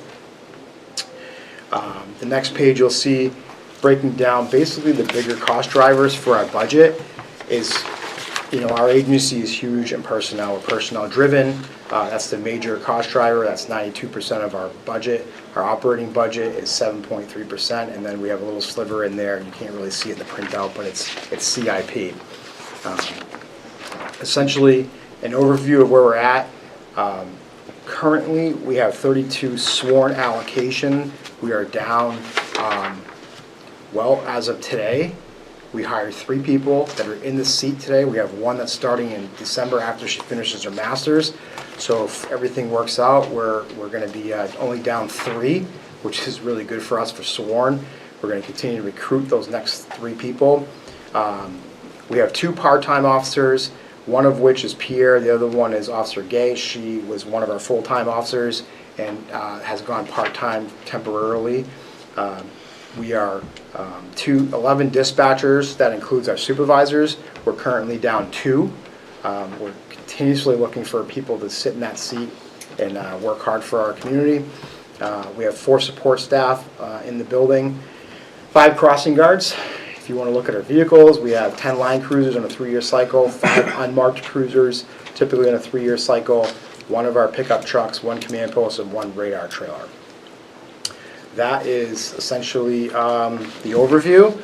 As like every other year, I give some pictures. This year we had a massive DARE graduation kickball tournament with the graduating DARE class, which was put us to work, to say the least. Those kids ran circles around us. And then obviously, Matt Pelletier is our SRO, one of our SROs, and he's constantly out there providing the ride to school for the kids and really working hard in that school. That's the overall. Oh, and the last page, like last year, if anybody knows anybody, we're still hiring, join the team. These are the positions we have open. That's the budget overview at a 30,000-foot look. The 5 unmarked cruisers. Yes. In a 3-year cycle, those are hand-me-downs, aren't they? No? Yes. You mean hand-me-downs from the line cars? Yeah. Yeah. So the way we typically do that is we do the 3 on the line, and then we kind of rotate those through depending on to the unmarks, and then the unmarks go to Adam after. Just a comment. Good. Chief, I just want to note that a lot of the things that you mentioned would cost drivers, even though the bulletproof vests have operational decreases, that I hope during your budget presentation that you put an emphasis on why retention is so important and highlighting the work that you all have been doing to retain employees, because as this shows with every department, that saves us money in the long run. So just want to say that out loud. Sure. I would say that I think keeping people here that are qualified employees that really care about our community is really important. Because I will say this, I know you all know this, but for the public at large and the people in the back, for every time we have an opening for police officers, it takes us a full year from the time we hire them to the time they're operational and you see them driving around their police car by themselves. So for every 2 or 3 people we lose to retirements or moving on to the new grass is greener on the other side, we are now trying to find people, and however long it takes us to hire them, we're a year behind. So that's a huge issue. So keeping them here is really important. Thank you. Mark. Chief, you spoke on the cars. Ford's coming up with another change. Has Chevy indicated that they're going to come forward with changes in their Tahoe? I don't know that, Mark. I know that, I guess at this point, it'll be all new to us, so whatever we're getting is gonna, if we do go that route and it's approved, the vendor will be buying all that, whatever, if it's 24 or 25, we'll be buying that year's model. And again, I'm sure like anything else, it seems like they're always changing every couple of years. Why is it $20,000 to upgrade one of those? So you're basically looking at the decals, so Sousa's doing our decals for us, and then when Global does it, you're buying the lights for it, the cages for in the back, all the computer equipment that goes in there. That's basically the major drivers in there. The computer equipment can't be changed It from is. one car to another? For the most part, it does. Yep. Is that right, Brad? When the model changes, typically the frames don't match the console, so we typically have to replace the frames on that. Sometimes we can reuse the docks if they still fit on those mounts. When he says frames, he means the middle console Yeah, I know what for you're the talking cruiser there. So that's, remember, when we get these cruisers, they're basically two front seats with nothing in them, and then the back seat. So what the outfitter will do is they will take that entire back seat out. They'll redo it with a plastic seat with different seat belts. They'll put the cage in. They'll put another cage behind there. They'll put a, in the trunk, it's a big trunk organizer that'll house our firearms, the long firearms. We also have them, some of them go up front, and then in the front you have your middle console with your lights, your siren, all that. The switches are there. The radio goes in. That's all part of the outfitting. They install all that. And then they put the radars in for us. That's all. It's roughly right around 14 to 15, sometimes 16 grand, depending on how the changes. And then Sousa puts on their decals. So that's roughly where we're at. Typically, the wiring won't make a move either, because the wiring's either worn out or doesn't make it out of the car in the condition you need to run equipment. Thank you. As well. Chief, is there anything additional you need to do for like a K-9 unit? Yes. That's the cage. So well, Libby's car is all set. That's been set up for a couple years. She's good. If we move forward in the next, not in 25, but in 26, we're researching for a grant for bringing our patrol dog back. And if that works out, it sounds like that grant will, if it all works out, can pay for the cruiser, the outfitting, the dog, everything. So. But yes, essentially when we do a K-9, whether it's Libby or a patrol dog, that car has to be retrofitted for the dog. Yeah. Mark, But- you had another question? Yeah, I'll get to it in a minute. All right. Kelly? Yeah, but I'm over here, so I can wait. I'm going through lines already. I have questions on lines, but I can wait. Go ahead, Mark. On the e-bikes, have you searched for grants for those at all, Chief? I haven't. I have not searched for grants. Just a suggestion. Yep. We got 3 different versions.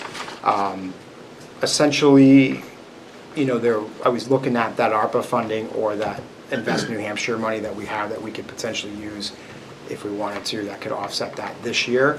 But no, I haven't seen anything from the COPS grant as far as bikes. Jim? I'll pass at this point. All right. Collis, did you have anything else? No. Kelly, go ahead. All right, Start in. jump into lines. Yeah, what line?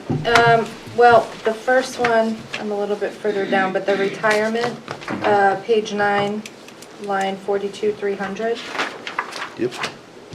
Nope, I'm sorry, that's the wrong one. That's retirement. Underneath, 42,400, retirement police. Yep. With all due respect to our wonderful finance department, Chief, is that number correct compared to last year's? That comes from finance, so I would assume it's correct. So you have in the wages, you've got about a $400,000 increase, and this, when you're in police operations, for the most part, those are sworn officers. We're Right. paying almost 30% for New Hampshire retirement. So, Okay. yes, those do look correct. And then, Chief, the petty cash. Oh, it's just year-to-date zero. Okay, Yeah, we never just, mind. we have it if we need it, but typically, we don't necessarily use it all the time. Yeah.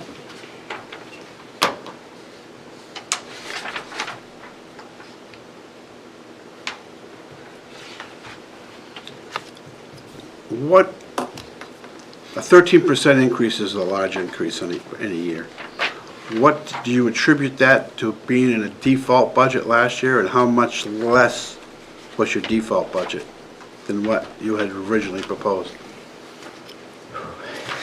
See, that's what, Yeah, I that's think the- that's why, because default versus proposed across all departments is a different percentage. If we're going from default to 2025 proposed, that's That's what I'm obviously saying. missing that middle marker of 2024 proposed. I would also say, speaking from memory, the chief kept his 2024 proposed budget. It was almost level, finally. It was very, 0.31%. because he had No, two no, contracts, there were yes. two, there was dispatch contract and there was the patrol officer's contract, so that was a decision the chief made. And I think you said that a few times during budget presentations. Yeah, that- so last year was really, my operating costs and just the normal wages was 0.31% increase. Obviously, when the taxpayers voted in the two contracts, that's what you're seeing is the majority of this cost increase. You know, I have it broken down, it's not in your presentation, but I have it broken down that, obviously if I have the right default number, but, you know, our total budget increase, right, was like $750,000, and 60,000 of it was non-wages. It's all just operating, and that majority of that 60 comes out of that 31,000 for our cybercom maintenance agreement, right? So really, our increases here are your two contracts. That's the plus- way it needs to be presented. Okay. Just saying. Yeah.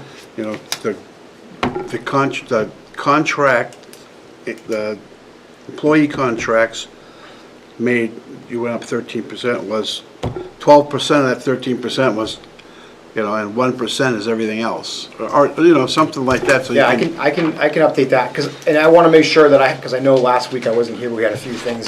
I can work with finance and just kind of really hone in on the numbers, but really, because when I looked at the budget, it was, majority of our budget was wages, right? And it's the non-union and. And we knew the this, union. we knew this was gonna happen. And really, the big ask here for us is nothing major. I mean, you'll see, I'll let you finish, Kelly, if you want to keep going line by line, but there's a few things in there that might adjust, but.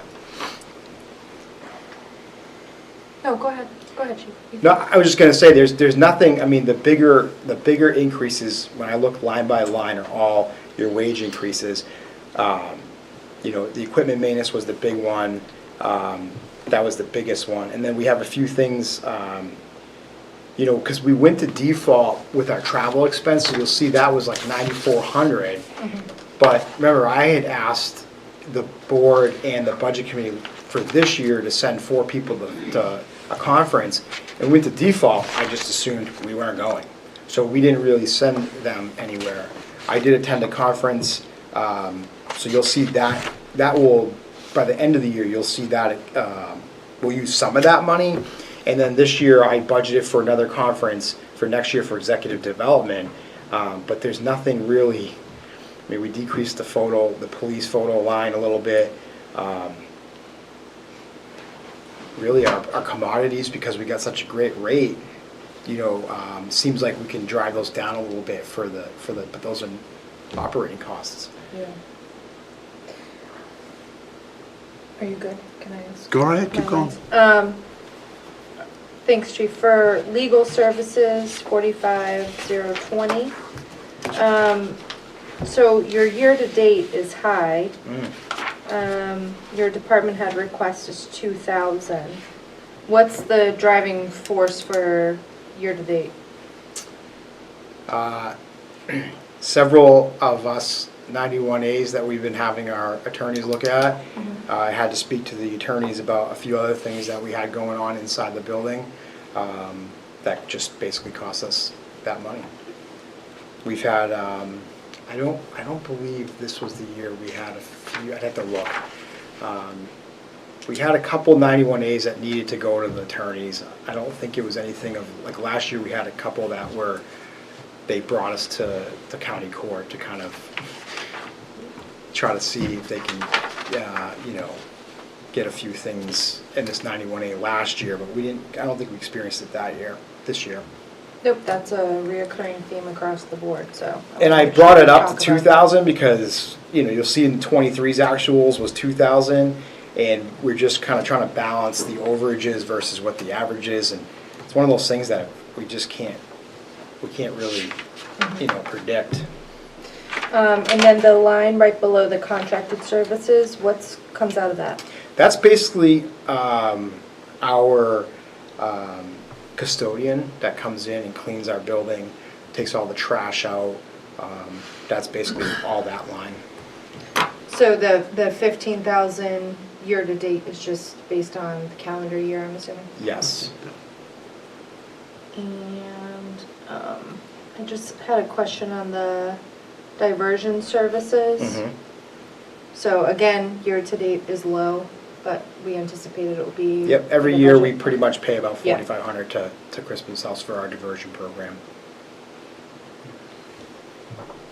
Yeah, I've made this comment to every other department head for the last meeting, everyone who presented aside from today, just that we know when a lot of the bills hit for the year-to-date, but leading with that's been the primary, I'm anticipating a primary bulk of the questions from the budget committee will be there, so just up front, like bottom line up front when you present to just note that. Yeah, and I think what you'll see is, for us, this is a year-to-date of 9/30/24, so maybe we could get, depending on how finance, if they print out an updated one. I know we've had several things we've purchased in October and Right. will purchase in November, so those numbers will always, kind of increase.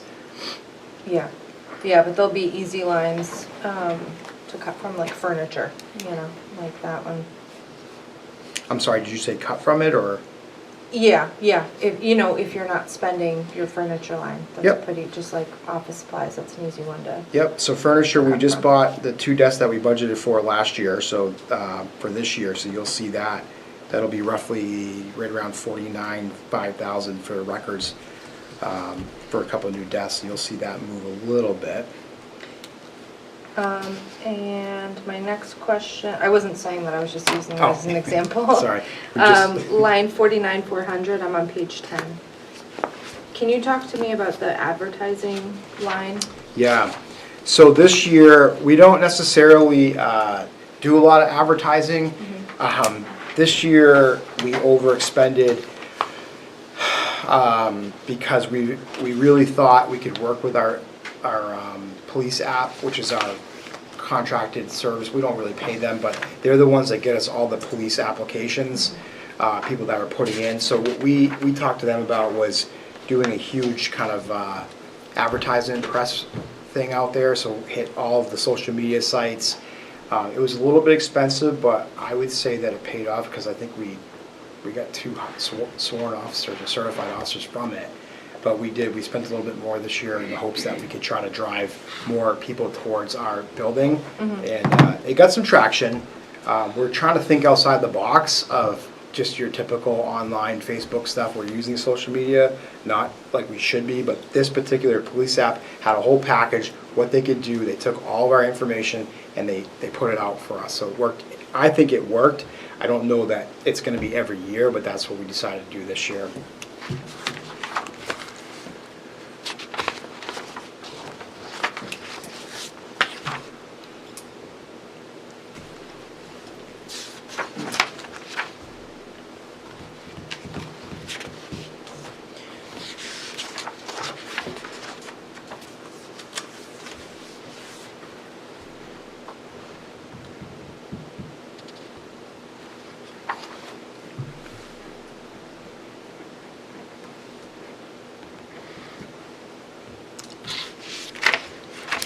Chief, what is Leads Online?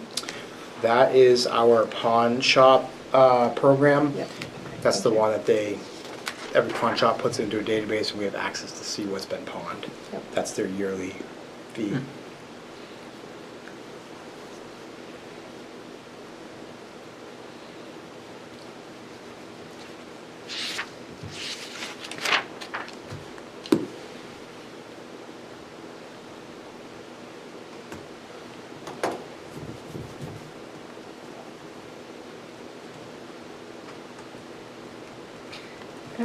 Chief, when you were talking about our dispatch contract for uniforms, you mentioned shirts and pants. Are pants included in their uniform allowance?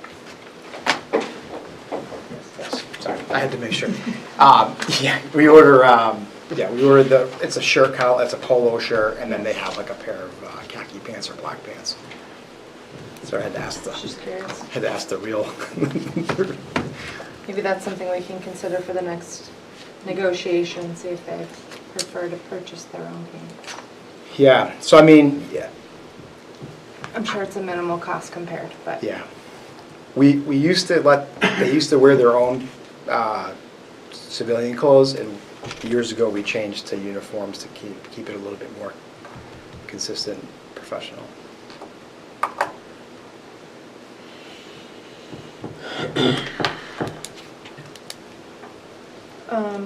Spots contract? State Police Online Terminal. That gets us to all of our federal databases, state police database.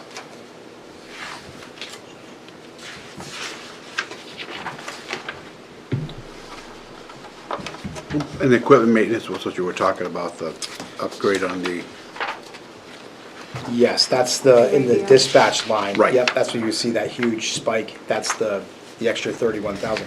And we have a little bit left over in there just for if anything else pops, it breaks or something happens, we have some money in there. Just so in we already case. talked about using some of that money, no? That's not the same money, Derek? I'm sorry, for what? He said he had some more invest monies in there, right? Or what monies is that you have? Is that from the tower money?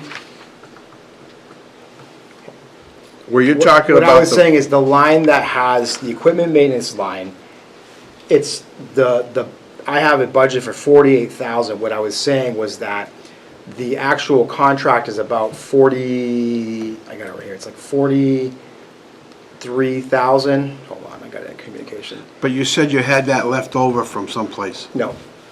It's about 43,000, but I budgeted for 48 because I leave a little extra in there in case. Oh, okay. Because we've had some stuff break that's not part of the radio stuff, and we've had to fix it. UPSs, things of that nature that is in the dispatch room. And next year's the first year of that. Yeah, I mean, I put in the budget for '24 because my understanding was year 2 in 2024 they would be charging us. They have not. So I'm trying to work with them to figure out, are they going to charge for '24, which we have it in the budget, or is it going to be '25 is going to be the first year? I'm still confused on the way this is listed, because it's showing original budget of 17.5, revised budget of 6,000, and you're talking it could be coming in at more? Yes. If my understanding was it was supposed to be in '24 was when we were supposed to get that first $42,000 Cybercom bill.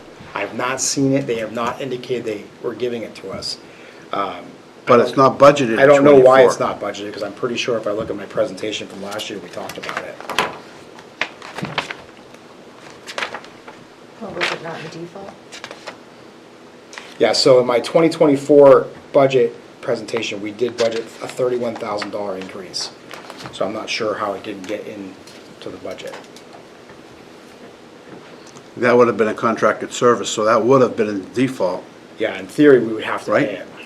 no? Not in the first year, no. It's not a contracted service? The only contracts that automatically go in the default are those approved by the town meeting. Now, if 2024 was the first year, that expense has to be approved in the budget before it can go into default. But wasn't that project approved Or did we just approve it here? Oh, we just You approved that just, here. that was the invest in Right, that's, H yeah, money. right. Knowing that there would be an annual maintenance cost. Right. And I could talk to finance, but I might be off because we were talking about utilizing the revolving fund, is that what it is there, the revolving fund? For the dispatch contracts, those revenues are now going into that fund. We can pull that for some of that as well, if we needed it. I'd have to talk to finance about it. As he slowly turns around. Would it make sense to put that money on, create a new radio line for the maintenance agreement? Would it make sense to start a new line for that to show the year in which that takes place?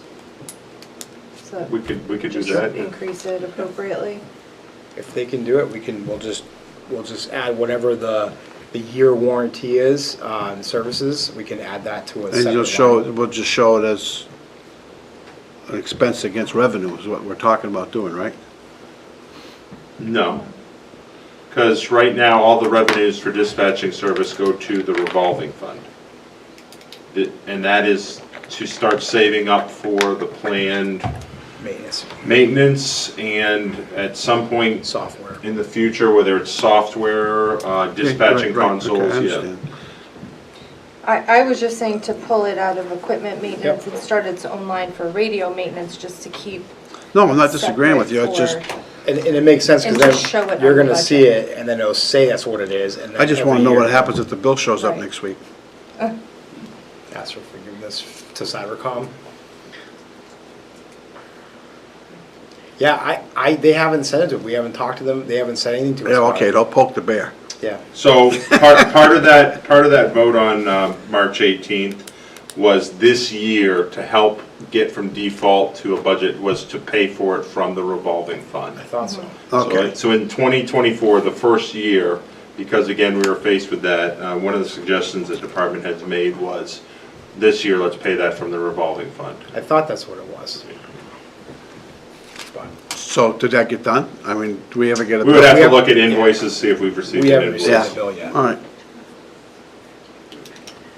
But where would, doesn't the expense still show up there? No, because it'd be out of the revolving Revolving fund. fund, okay. That's what I was saying, if we ever offset it. Danielle's back there, I don't know. No, we didn't. We didn't get We to have that. not received the bill because they have not indicated that it's this All year. right, that's fine. Because we took full custody of the project, I believe it was July. We had a 1-year warranty where it wasn't this, so July of '24 would have been the 1 year. So I had added some budget in there for after, but maybe they're gonna do January they just haven't sent it to us. Anybody else got any questions for the chief? Nope. Yeah, I just have one, Peter. Go ahead, call us. And it's not so much a budget number question, Chief, as it is a curiosity or a clarification. That's on page 9, line 4438, it talks about bullet-resistant vests. Yes. Is there a difference between that and a bulletproof vest? Why do, I'm just curious. No, I mean, I know the difference between water resistance and waterproof. I would say that the terminology we use from years ago of bulletproof is non-existent. I think bullet resistant is certain levels of bullets. Yeah. Our vests can stop, but not all. So they call it bullet Yeah, resistant. that's similar to waterproof Yeah. versus water resistance. Yes. Some water, but not all water. Right. Yeah, thank you. Yes, sir. So I suspected. Thank you. Anything else?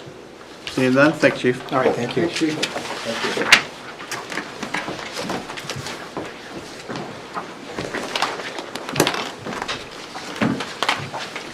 Next up is the fire department.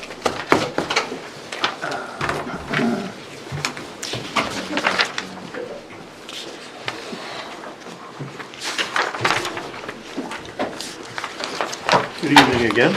Again.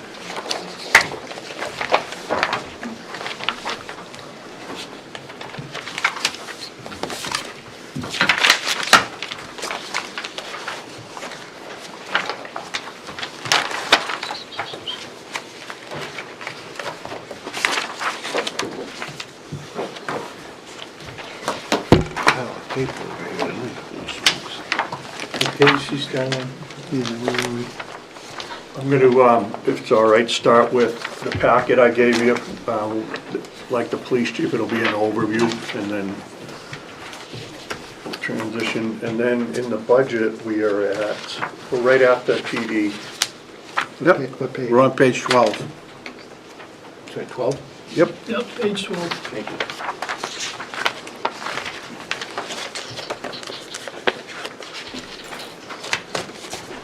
I'm going to wait for Kelly. Yeah, I should be back in a second. I'm on page 12 of the budget. We haven't started yet. We waited, you know. Oh, thank you. Appreciate it. Go ahead, chief. So I'm going to start with the handout that I gave you tonight, and we'll give you a general overview of the budget itself.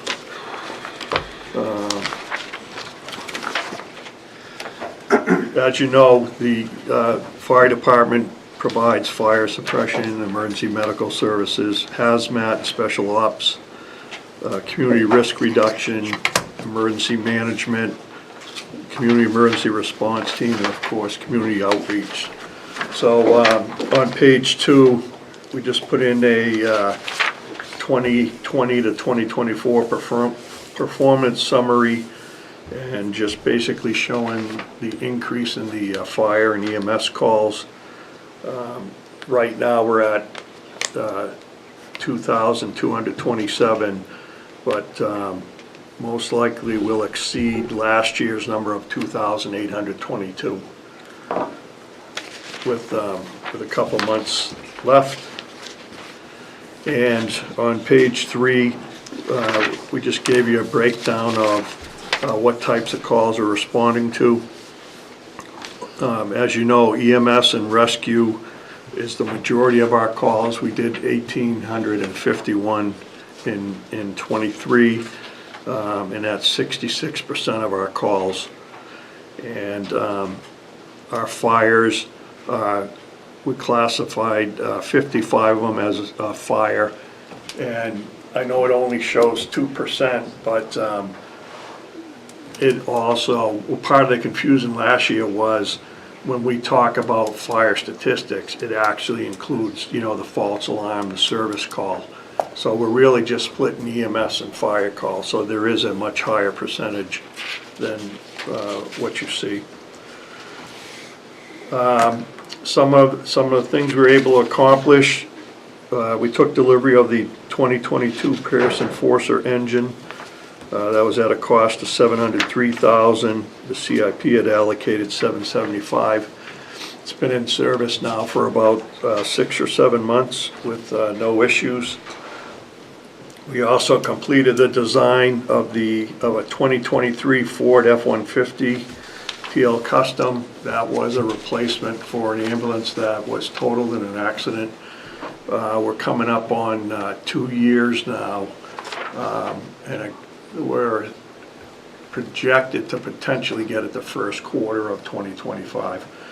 And that's happening with all ambulances now. They're at least 2 to 3 years out in ordering. And after once we get through the budget committee, I want to come in and talk to the board about, you can actually pre-order ambulances and fire truck now without any commitment. But what it does is it gets you into that queue so that, you know, you're not waiting, 3 and 4 years to replace apparatus. We also took delivery of a Ford utility truck, which replaced a 2009. This year we started a installation project of a fixed air compressor at the Church Street station. So this year we've got the piping in one of the bays, we've got the compressor. Next year we'll finish with the ambulance bays, and that'll give us a fixed system. Prior to that, we're rolling around, one of the portable compressors, and it just didn't keep the air pressure up, so. And continuing with replacing lighting fixtures with energy efficient fixtures. Currently, our biggest challenge this year, again, is the vacancies that we have. My note says 6, but it's actually only 5 not only 5, but we have 5 vacancies. We had 3 individuals leave within the past 2 months. One of them went to another department, he said, had more money. Another one went to work with his father on another fire department. So it's just a matter of them moving around. And it's definitely a challenge, you know, trying to, and frustrating, you know, you hire someone on, much like the police chief, you put them through a lot of training. And you can never predict whether they're gonna stay or not. But we are working with the union to come up some ways to at least try and ask people to make more of a commitment, you know, if we're gonna pay for their training, that it's sort of like an agreement that, you know, you'll make a commitment to stay with us for so long, or if you leave, very much like the college thing, if you leave, then you would reimburse the town. Chief, have we gotten anybody from the Skill Bridge program? We have. Actually, I think we have 2 or 3 skill bridge. So we expect 2 job offers in December.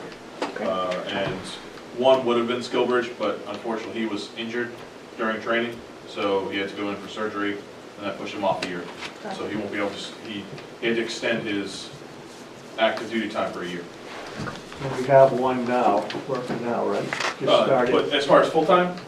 Yeah, Just transitioning anybody. Full-time. Yeah. But yeah, we have Skillbridge interns in right now. So it's been beneficial. Yes, we're getting about 30 applicants for each piece, each person, and they're all certified. And of course, Pete's favorite thing is there's no cost to the department, you know, it's all paid for by DOD. I think that's the taxpayers thing. Yeah.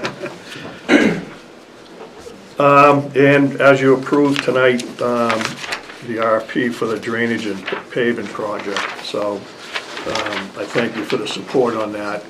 It'll really take care of the drainage in that area.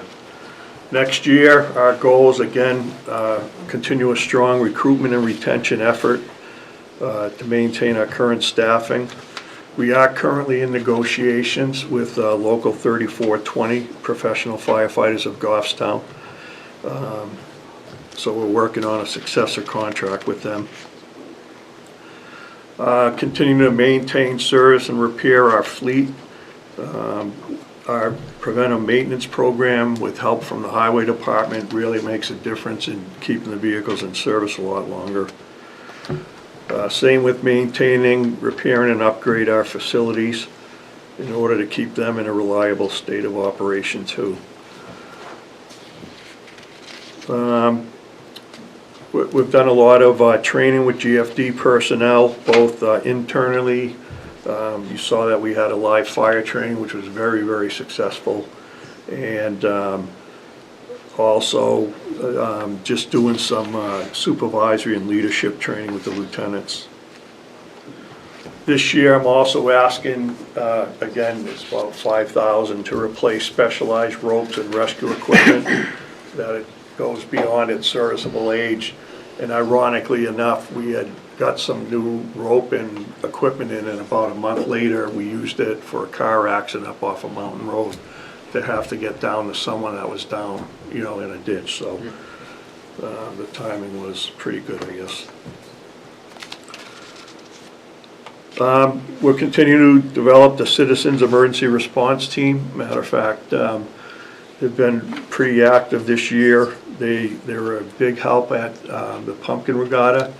Actually, you know, it gave the police officers an opportunity to do more work inside, and they were directing traffic and everything. So they're doing that. They've had a couple trainings. I guess they had a convention up north. So, Chief, is there going to be any recruitment efforts for CERT?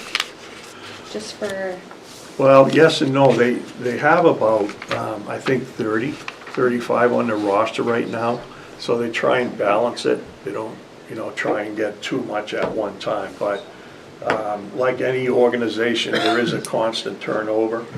So they, matter of fact, thanks to the IT director, We actually got them on the Goffstown website. So they're on there now under, I think it's emergency management, and they do advertise on there for it. And under emergency management, again, we're working with the Goffstown School District and Goffstown Police on school emergency planning. And we're also due for an update of the town hazard mitigation plan. If you recall, earlier this year, I came to the board requesting to apply for a grant, which we're told we're gonna receive. We'll just have to come in and do a public hearing. But they'll be updating our current hazard mitigation plan over the next year or so.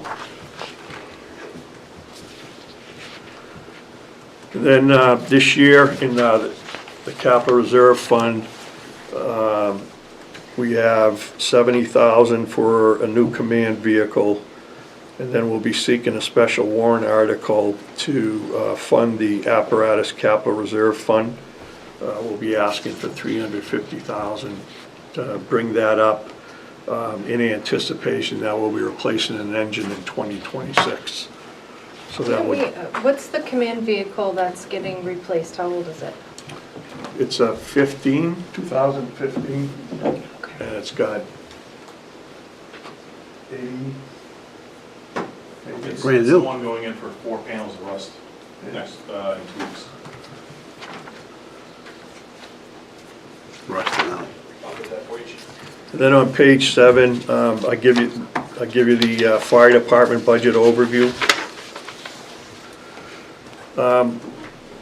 Our wage and wage-related lines are up 3.7%. And I level funded overtime pay this year. Our fire operations supplies are down 15%.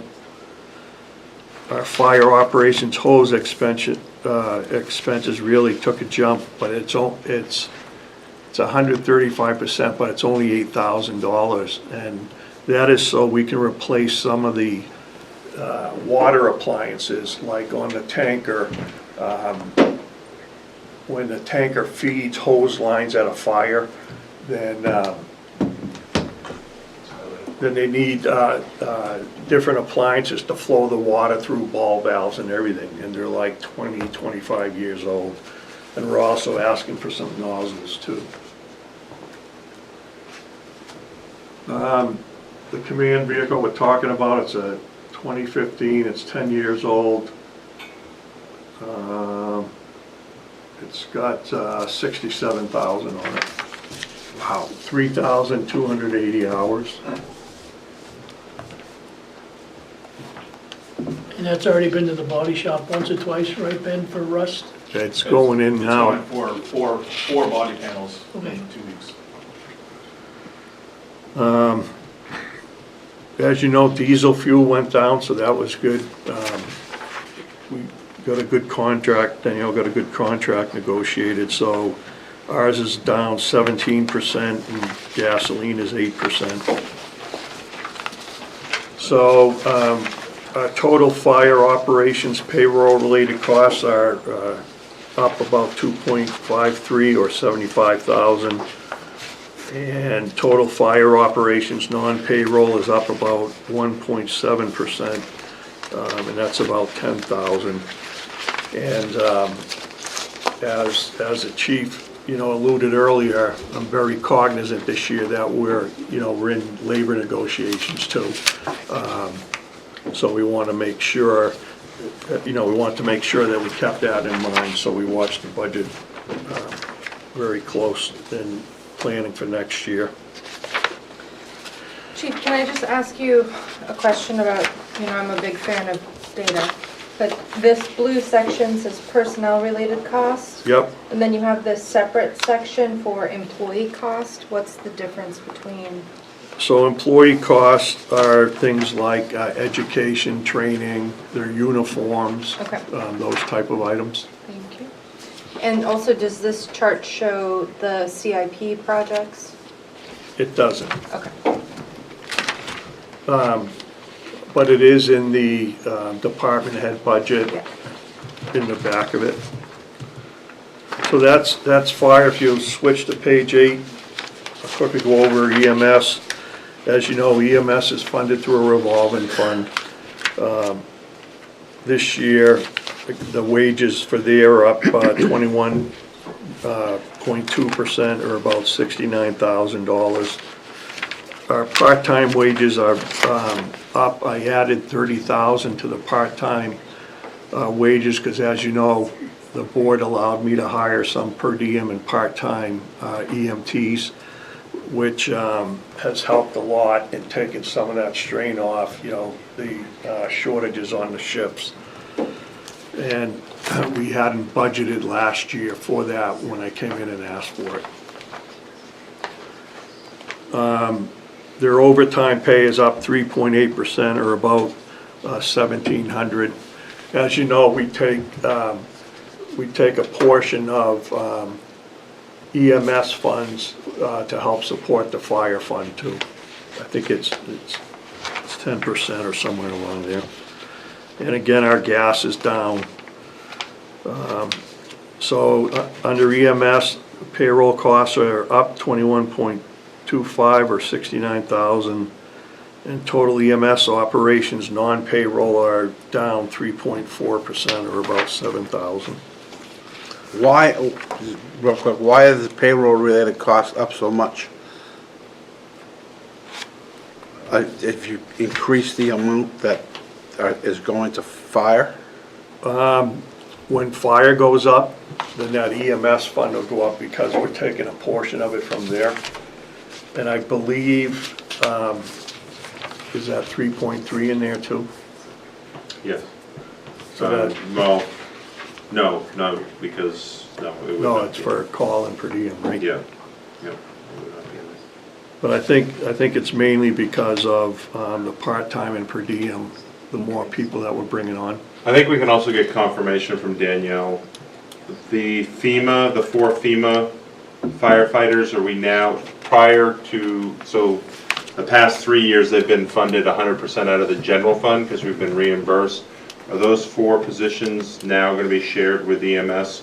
So that's why you also, we're shifting those 4 firefighters, instead of 100% in the general fund, we're shifting that percentage over to EMS as well. Okay. As we lose the funding was 25, right? No, it's up at the end of this year. That's what I'm saying, we Started lose. Oh, yes, it's starting, yes, Yes, yes. Yep, yeah, we will not have it as a Revenue source. Yep. And then on page 9 is the emergency management budget. I basically level funded, it's even down like $190. That fund doesn't change too much. But we carry the CERT team under there, and then just some basics for the EOC. I have a question, go back on page 6. You went over that pretty quick, and there's some questions I have on that one. CIP? Yeah. So in CIP, you have 120,000, which 20 of that is for HVAC? A study, to study the HVAC and the facility itself, energy. So that 120,000 includes the 20,000 for HVAC and 100,000 to begin conducting, in order to begin to conduct renovations? Yes. And initially too, we were thinking about potentially, paving the lot. But in the same sense, we had that flooring bid, we put that out, we got one bidder, but I held off bringing it forward because we decided under CIP, let's look at Station 19. Mechanically, I believe I have to have that roof looked at. I don't know if Mark remembers the last time it was roofed, but Kyle Brayley did it with his crew many, many, many years ago. It's- Yeah, I it bet would've you it's been- 20 to 25 years. Early 90s or, Because it looks like you're talking about doing some, to renovating that station. Well, we haven't really talked about that. Just- yeah, right. And we still haven't, I don't, we still have Terrell Hill, we have to talk about that, just because we have to. Yep. We were ordered to by the voters. So where are we on all of that? I'm waiting for the board on Terrell Hill. You know, we did the study. We'll have to make it, you know, a decision will have to be made what you want to do with that. Has the study gone out and been made public? I believe it's up on the website, but we can, I mean, I'm just saying, you know, the people up there were asked about it, and, you know, you did We did. receive it, and you Yeah. did discuss it in a public meeting. I believe it's on the fire department website. We can double check that. but now it looks like we're talking about doing a renovation over at Station 2. And we really, at one time, there was a whole thing about remodeling that, remember, putting Yeah, additions and yeah. everything on it. I don't think we wanna just go in there $100,000, $120,000 at a time fixing it. I don't think that's the plan. Well, as you Unless know, it's something new that you, it's a plan you're coming up with to piecemeal it over the next 10 years. it is because, if you recall, I came in under CIP, and we've been carrying, you know, a couple $1 million on there on CIP for like, what, 8 to 10 years, and it never got anywhere. So I think the best way to do it is to, you know, do it in pieces. Things like, you know, HVAC, or the roof, you know, or, you know, the general flooring. That flooring contract that I put out, that come in a couple $100,000, you know, and so I hear what you're saying, but I'm thinking more the physical, you know, structure, HVAC, it's a very old system. There's no air conditioning there, you know, we're using plug-in.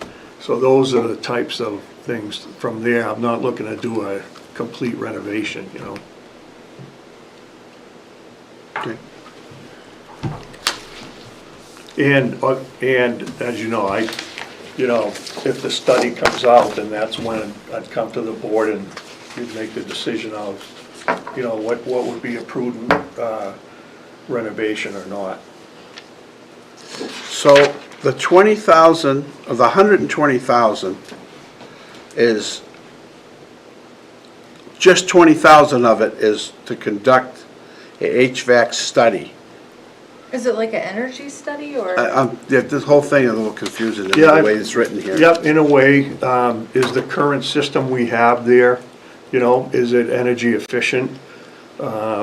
Even, you know, at the same time, you know, look at the windows or anything energy-wise that way. As I mentioned, the roof, I gotta have that evaluated. I think Mark said there is one area up there that we have to look at. No, the HVAC stuff, I think we run 6 air conditioning in the summertime. Oh, at least, yep. Oh, wait a minute, how many we got, Ben? 8? We got 8. I mean, do we spend the money to do the system, or do we spend the money on electricity? I mean, I think it's much smarter to spend the money on the HVAC study so that we can do it correctly and properly. Plus you have an old boiler. I don't know how old that thing is, but you know, that's one of the old ones. So that's not energy It's efficient in old, but it itself. was converted to gas. Yeah, that was not too long ago. Yeah, it was a couple of years before you came here, Sean. Yeah. It was converted to gas. They found it more economical when Yeah, it when was- the oil was going up and the gas was going down, we converted it. Yeah, we're definitely on natural gas up there, Yeah. so. Chief, we were also talking about facilities, male versus female versus just a single. Right. You know, it was built for, you know, call fire department and stuff, but now there's really no separate facilities for females or locker rooms or sleeping quarters. So, that, you know, that's, So what I'm looking at, this is what I'm looking at, Sean. You got 20,000 just for a study. right, on HVAC. That's all it is for a study. And then you have another 100,000 for renovations, but it doesn't, it's just flooring and other areas of the fire station. It's hard for me to say, okay, here's 100,000, just go ahead and do what you want to do with it, you know, without having some real Should be specifics. more specific and I want to do the floors, it's this much. I want to fix the roof, it's this much. But just to say, give me $100,000, I'm going to do some repairs, it's kind of a hard one to swallow. If you can understand what I'm saying. I'm not saying we don't need it, I'm just saying, the way it's written here, it's hard to say for her, or for me, or whoever who goes before the budget committee, don't worry about it, just give us the money, we're going to fix some stuff. Right. Do you understand what I'm saying? No, Am I right, and but I know some things need to be done, but I also don't, you know, I don't want to jump into it without knowing exactly what, you know, what we need. So the thought process was we do the study and. But your study is $20,000 for HVAC. That's all you say on here is $20,000 for HVAC study. I said HVAC, but I mean, you know, all those types of systems within the building, plumbing, you know, windows, insulation, you know, just similar to what we did at 17, but just to find out what it needs internally for, right? Okay. I hear what you're saying. I didn't think it needs a little more detail though, Peter, because it does say in other areas of the fire station. Give me $100,000, I'll take care of it. And I'm not saying that's bad, I mean, that's, if I'm sitting on the budget committee, that's what I'm saying, okay, I'm gonna give you $100,000, but we don't really know what you're spending it on. So if a taxpayer says, what are they spending that $100,000? I don't know, they're gonna fix some stuff, Other areas. you know, and that's what we get on the road, on the streets, you know. Yep. Go ahead, I'm sorry. So that's the sky look at it, and if you want, we can get into the, Well, we'll go through the Lines? line, budget lines. All right, I'm ready. Kelly's got a ruler out, she's ready. Yep, so the first one on page 12, 41195, the special details wages. So Chief, you've kept that one, you've increased it for 2025 versus the default of 5,000, but our actual spend for that has been under 2,000 every year. right, Is there a so reason we keep it? typically, this is the reimbursement line. We get reimbursed for standbys up at the college, you know, ambulance, football games and everything like that. So we've always underfunded it. It just so happens that this year, because we had all those ambulances out of service, or we just couldn't get people to take on special details, the number's low. But that's based on, you know, projecting what we might need to cover it. And then when we do the detail, we're reimbursed back to the general fund for those details. Okay.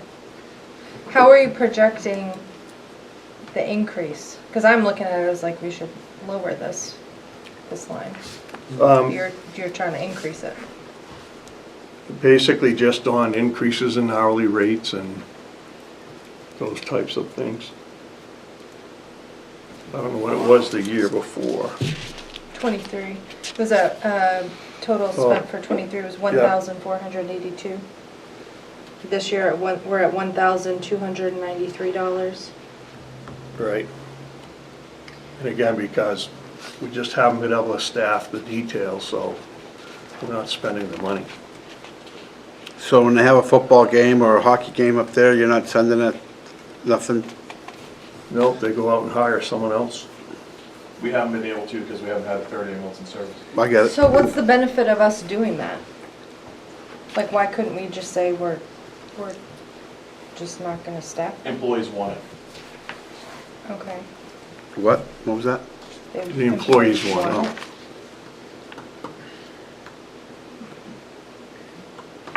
And I won't even say because we've always done it that way. Thank you, I appreciate that. But you said we couldn't find people to staff them. And it's also apparatus? Yes. So, So employees want it, but we don't have the people to fill them. We don't have the equipment. apparatus. Right. right. But when we do have apparatus, they are charged for the apparatus use. All right, I feel like we should just cut that line, but No, that makes Drops in the sense. I mean, what? if we don't have the equipment and we don't have the personnel, I mean, why do we keep carrying it? We just don't do that service anymore. I'm sorry, we don't have that available. If people are going outside to do it now, that's just the way it is. And I know, if I understood what the deputy said, is that the guys want to do it for the extra duty. Yeah.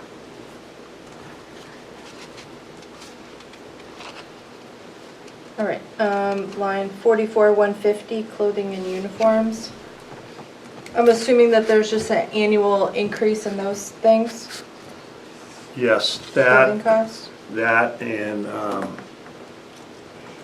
we may be proposing a different way to do that in contract negotiations. And if we did, it would change the way that we do our uniforms, so. So again, I know this one only goes to the end of September, but our year-to-date is low. So are you anticipating increases for 2025 pricing, or? Yep, uniforms are going up and I just have not been spending money because being in a default, I don't want to overexpend and then find out, I have a funding for personnel, issue. I mean, that's always my question across the board, right? Because when we look at our default versus what you've spent this year to what you're requesting for next year, operating supplies, we always see fire, and EMS in particular kind of purchase those things towards the end of the calendar year. So again, I'll make the comment to you that I made to everyone else, just probably updating the budget committee at whatever numbers we have at those times and what we're anticipating to spend by the end of.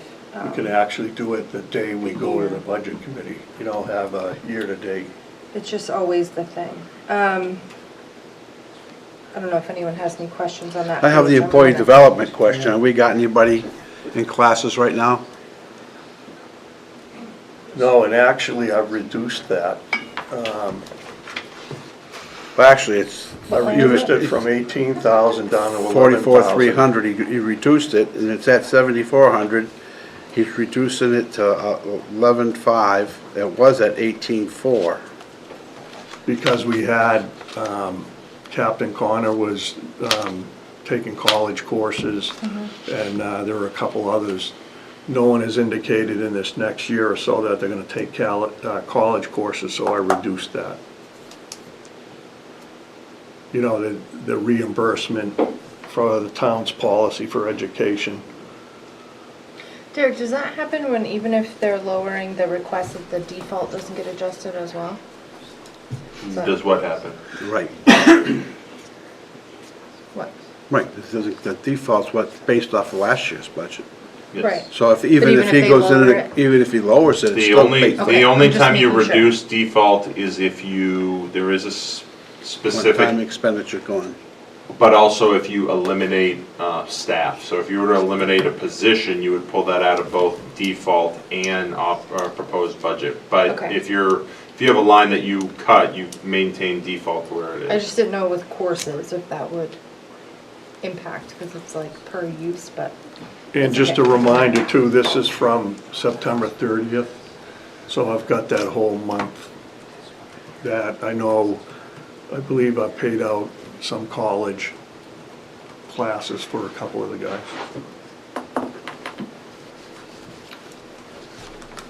I'm on the next page already, so I will.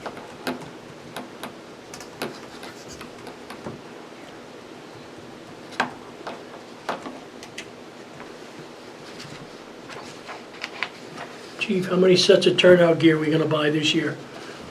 And how much has it gone up? I think I've got It's 5. separated out on Okay. there, yeah. How many, And- how much percentage-wise has it gone up? Significantly, of course, they're gonna jump on this PFAS-free, right? Okay. And that's why, actually, believe it or not, that's why we only did 5 until we find out how much they're gonna go up, but Chief, 18%. 18%. 18%? My intention is to, again, go for a grant, AFG grant. I just saw one was awarded for non-PFS gear, you know. And I bet you that'll be one of their projects, is to fund that, since it's become such a subject.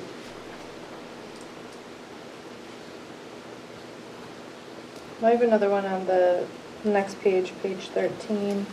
Radios, line 52, 445. The year-to-date is really high. Can you talk to me about that one, Chief? Where we're not increasing that line more? 52,445. Yes, radios. It might be for the new truck, I just want to clarify. yeah. Yeah, let me switch to my detail real quick.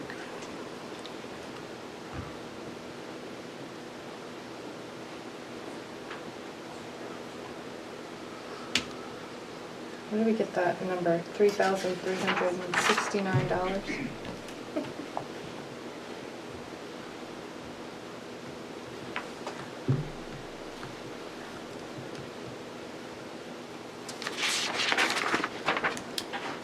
Chief, that was mainly batteries.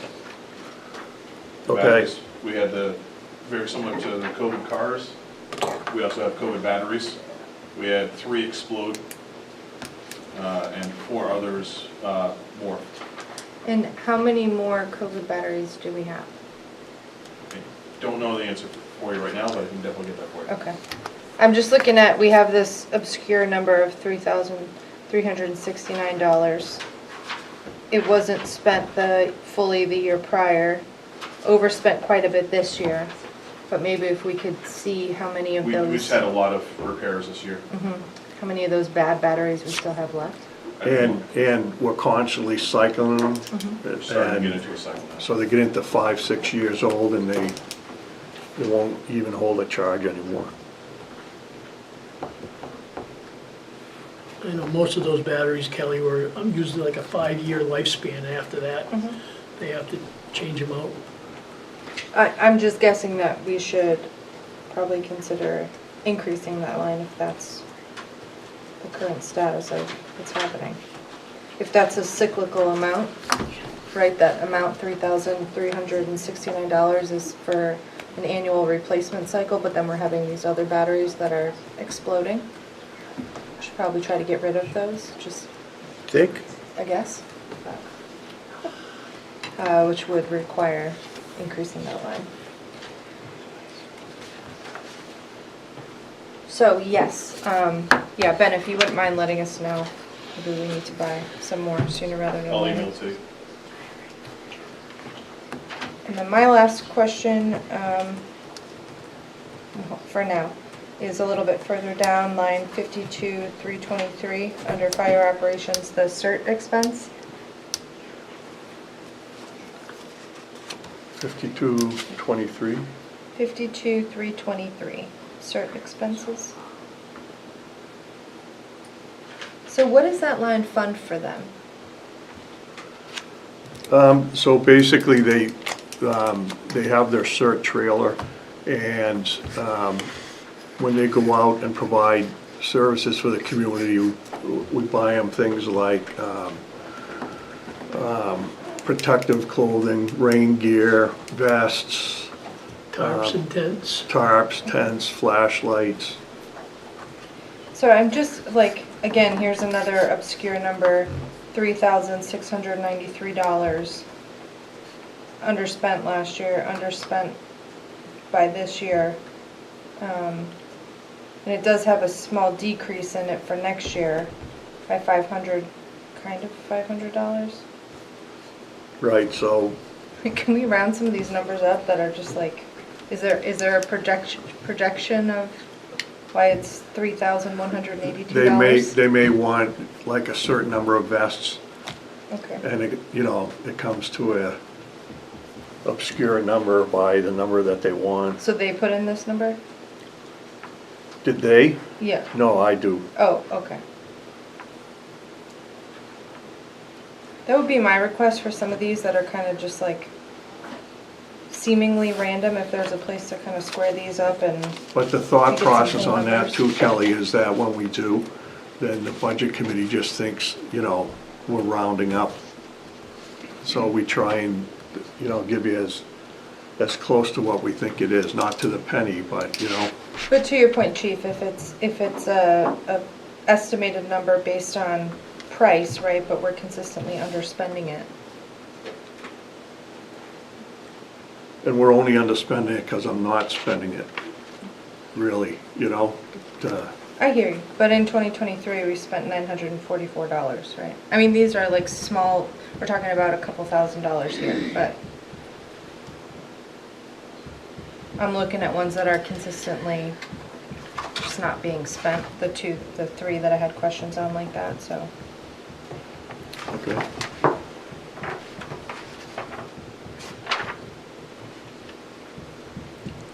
Kelly, it looks like we have 5 left. Ben, For Ben, this- for Those this batteries? Ben, would you just come up here? And how much are those batteries each? If you have. to Deputy know. Chief Selleck is joining us at the front table here.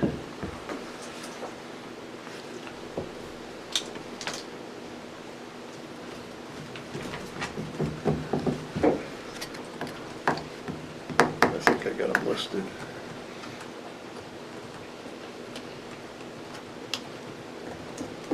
Because I have an idea. I need Oh. to know how much they I cost. thought I smelled something. It's getting late too.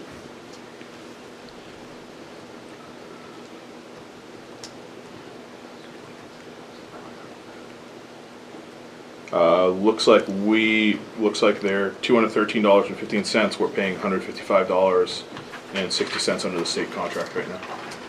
So this year we paid $155.60 each. Times 5. It's gonna do Yep. that math for me.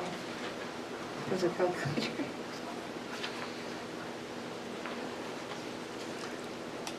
I have a question on a set, kind of a set of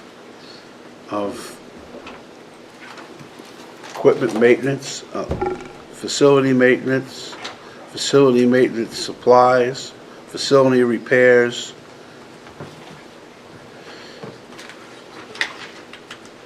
So that, You got facility maintenance overspent. You got alarm monitoring, you didn't spend $30. You have budgeted 17,000. So- And then facility maintenance supplies, 7,000, you've spent less than 3. Facility repairs, you budgeted 31,000, you spent 9. so the alarm monitoring is Fire Station 17. It had one of those pull boxes on it. So the fire alarm cable ran from the back road all the way up to the fire station for one building. So when we were running the fiber optic for the radio, we disconnected the fire alarm cable and connected the box, disconnected the box up there. But we have to monitor, you know, the cell tower and the station, so we have a Simply Safe alarm monitoring at $30 a month. That's what that is. And then general maintenance and stuff, well, actually, again, you're looking at September 30th. I just bought cleaning supplies and everything. Well, you're actually, the fleet facility maintenance you're overspent on. Yep. Yeah, we had a lot of mechanical problems with AC. We had a couple leaks in the stations. We had the incoming water line from Mast Road, the gauge before the thing actually rotted off, you know? And then facility repairs, you're under expended too, so, you budgeted 31, you spent 9, now you're budgeting 26.1. Is there something you got planned that needs to be done? Well, knowing that I'm spending more on the building maintenance, I increased that cost. Okay. Under, What line are you on, Pete? Well, the whole thing starts at 53,420, and then as you follow it down, you got equipment maintenance, facility maintenance, so, alarm monitoring, which you just explained, maintenance supplies, and then facility repairs. It's kind of all, so here's some of the things that we cover under there. The HVAC systems, maintenance and repair, we budget 25 for that. JP Pest, for rodent and bug control at the stations, that's 2,400. Elevator service, 940 a year. wasn't there just a big bill that came in for the elevator? No. I thought I saw something about an elevator bill. Overhead door maintenance, the Plime Event System contract, that's 1,000. I did budget 9,950 for general maintenance. You know, air filters for the HVAC, light bulbs, cleaning supplies.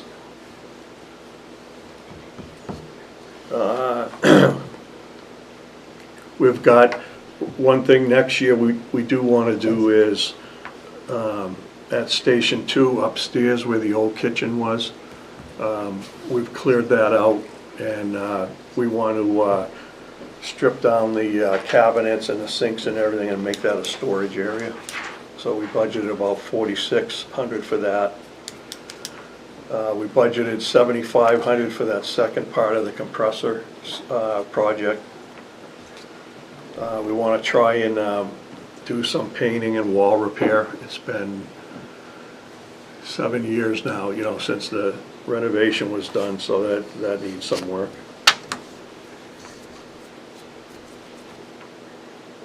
Can I go back to the radio batteries for a second? Go ahead. Okay, so did the math, so 5 batteries is $778. How many batteries are in that radio line for replacement? Is there any, or is it just for the radios themselves? 52,435, or sorry, 440? 445. 445 is, we typically, I believe that's the batteries that we put in there, right? Mm-hmm. So how many is that for this year?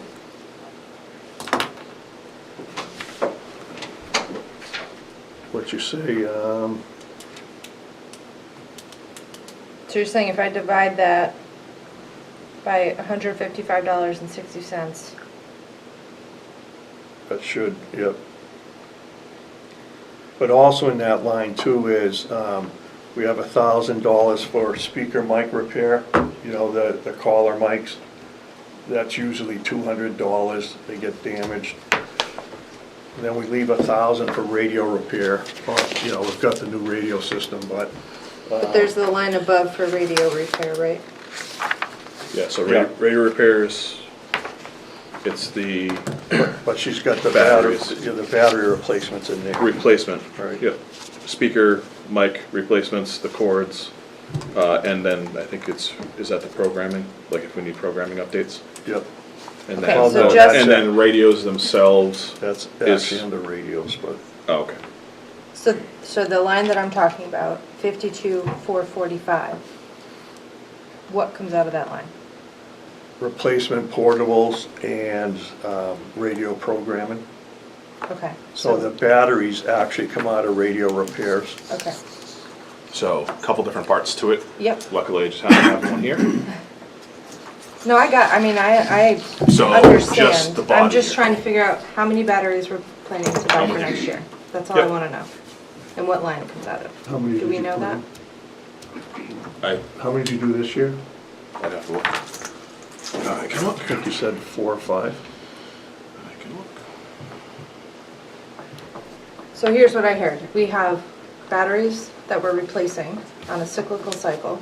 We have 5 batteries that may or may not explode at any point in time, of which they cost $155.60. Yep. Times 5 is $778. Yep.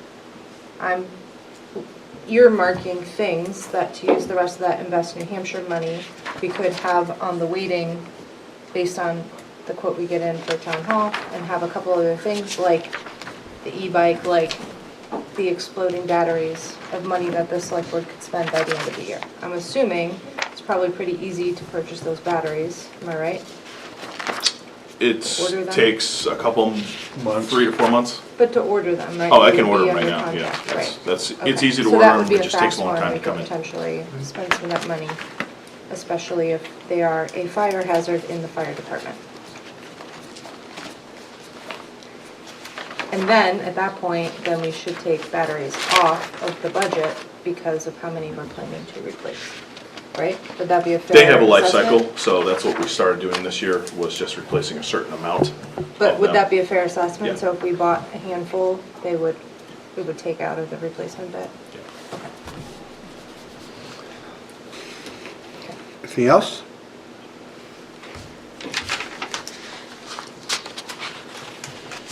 Can we get back to 53,475, that's a facility repairs, which is severely 53,475. underspent. Yeah. What's going on with that? Is there something coming up, or are we anticipating? Yeah, that storage room upstairs is in there.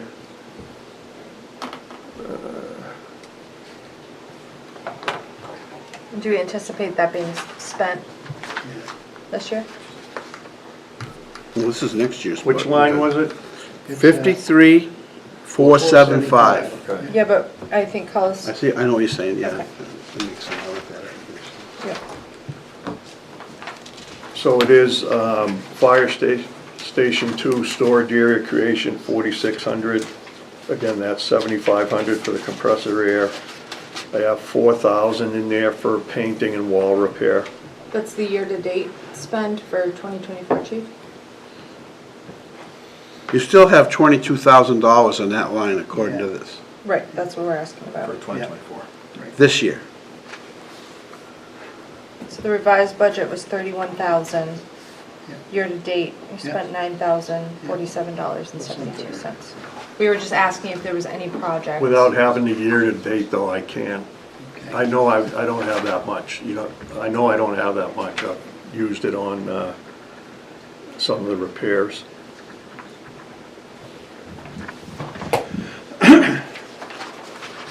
Which I can get you a breakdown of what was spent in that line, That'd be helpful.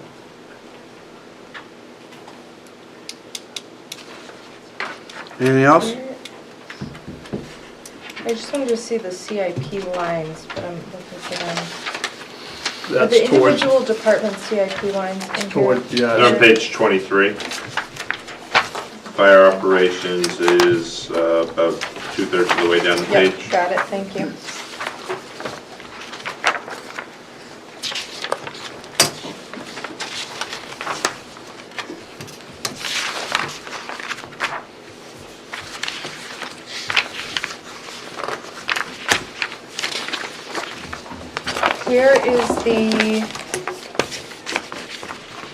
Where's the apparatus fund deposit? Is that on here? No, because this is CIP, this is part of the operating budget, that will be a separate, that'll be a special article.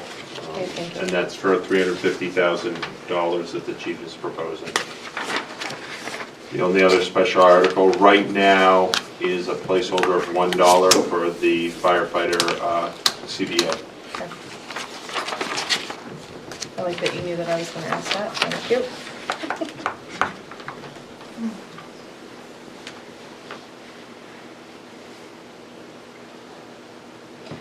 If we get the command vehicle back with the rust repairs that still need to be replaced, there's other things wrong with it? Currently, the wheel speed sensors need to be replaced. The ABS is coming on in reverse. and we're starting to see a problem between 1100 RPMs and 2100 RPMs. We're doing the rest work just so it passes inspection.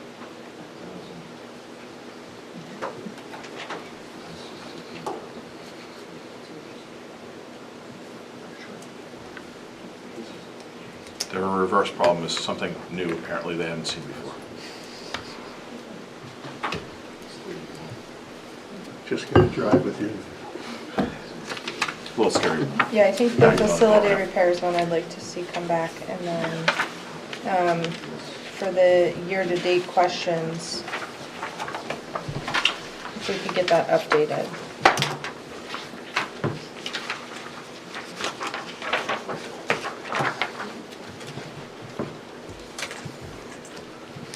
Do you agree?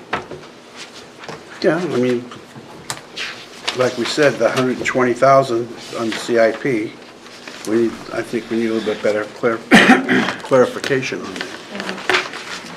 Okay.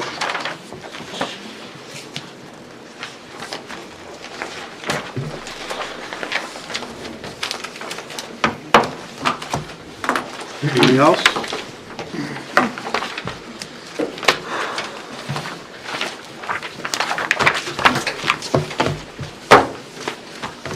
Okay, Thank you. Thank you. Thank you. well, looks like we're gonna have some questions. Or get some answers to some questions. Thank you, Ben.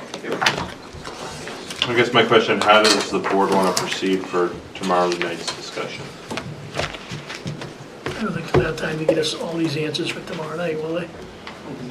We can get some of them, Yeah. work on them, but I mean, the one thing I will point out to you is if you look at the bottom of the last page, you have the 2024 original budget, which is basically the default, versus the department head. You've got, you know, 25.2 million versus 29.3. that's not gonna cut it. I know the reason why, believe me, but what percentage is that total?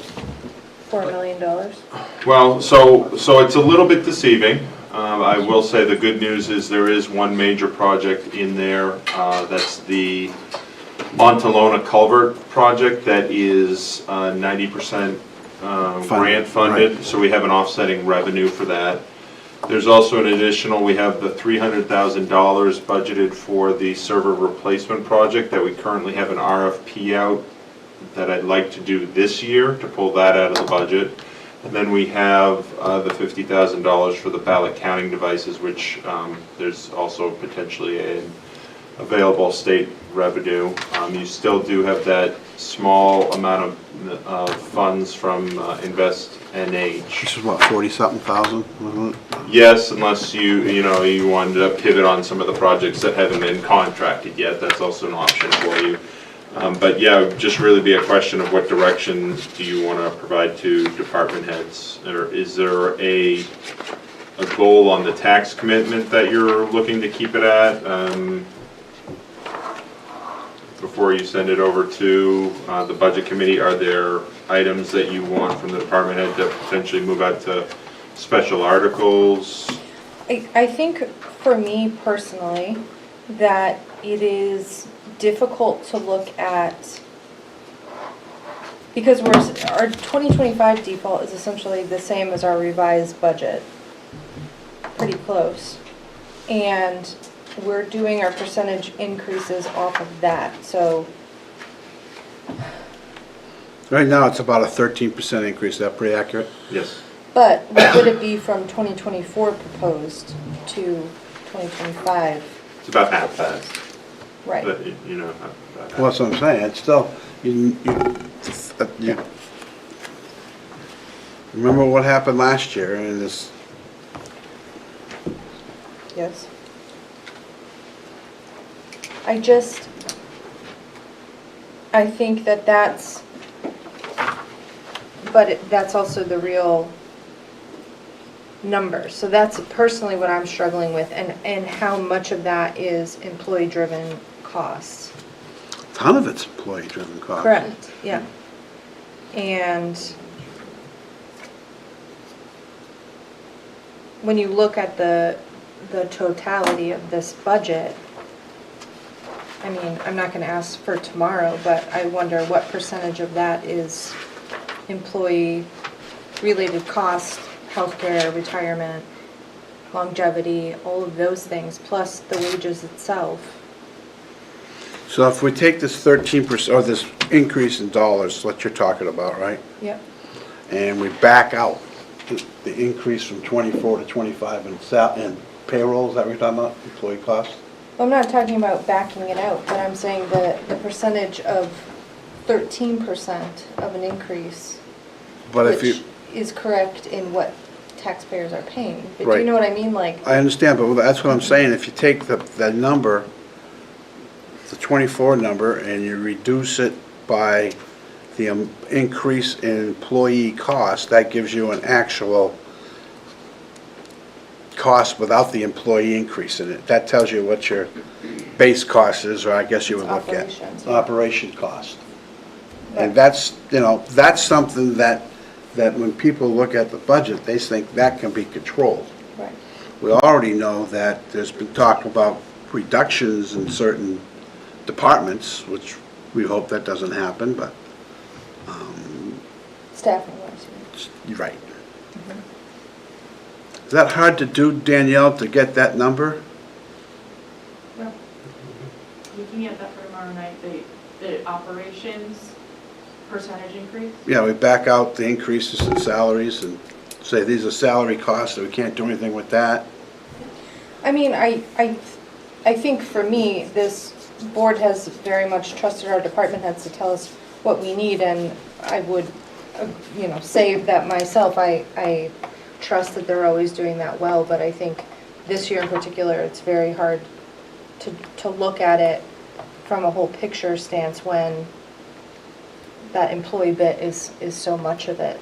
Well, I agree. I think it's easier to explain when you say, hey, employee costs, we had contracts, we did, last year, and this is why 13%, but it's really only maybe a 5% increase. If we separate the numbers, we should be able to get an actual number. And you figure, you say, 5%, that's over 2 years because we are on a default budget. Right, but the ethical part of me is having a hard time because what we are proposing is actually 13% more than what people are paying this year, so. Go ahead, Danielle. Or come Yeah, up. please.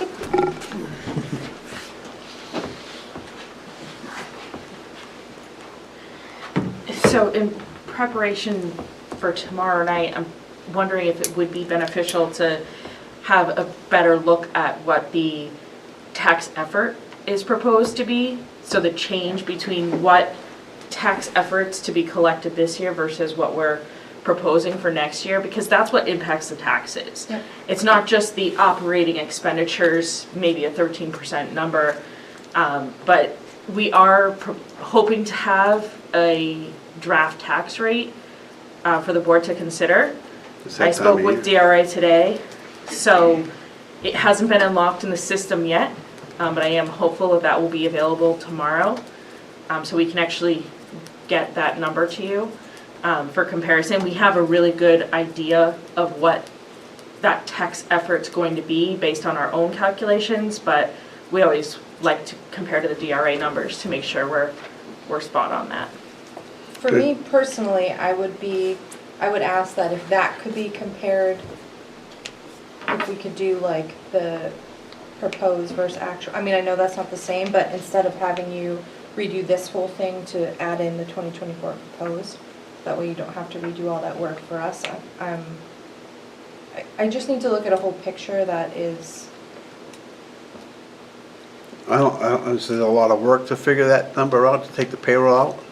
No, I'm talking about this, because I said I personally would like to see 2024 proposed to 2025 department head proposed. Because I think that tells a more accurate story versus surviving and what they actually wanted to do. Like, you know what I mean? The increases make more sense to me, and that's what I'm saying. If nobody else feels that way, you don't have to do all the work again. So you want you would like to see the numbers we went to public hearing with? Yeah. That's easy enough. We don't have to have them compared, we just have We a have, sheet. we have a report of it from last year so that you can look at. Yeah, I Yeah. mean, I would say if you're gonna continue to look over this, with the exception of maybe a dozen lines, it's pretty much this green It's that column. green column.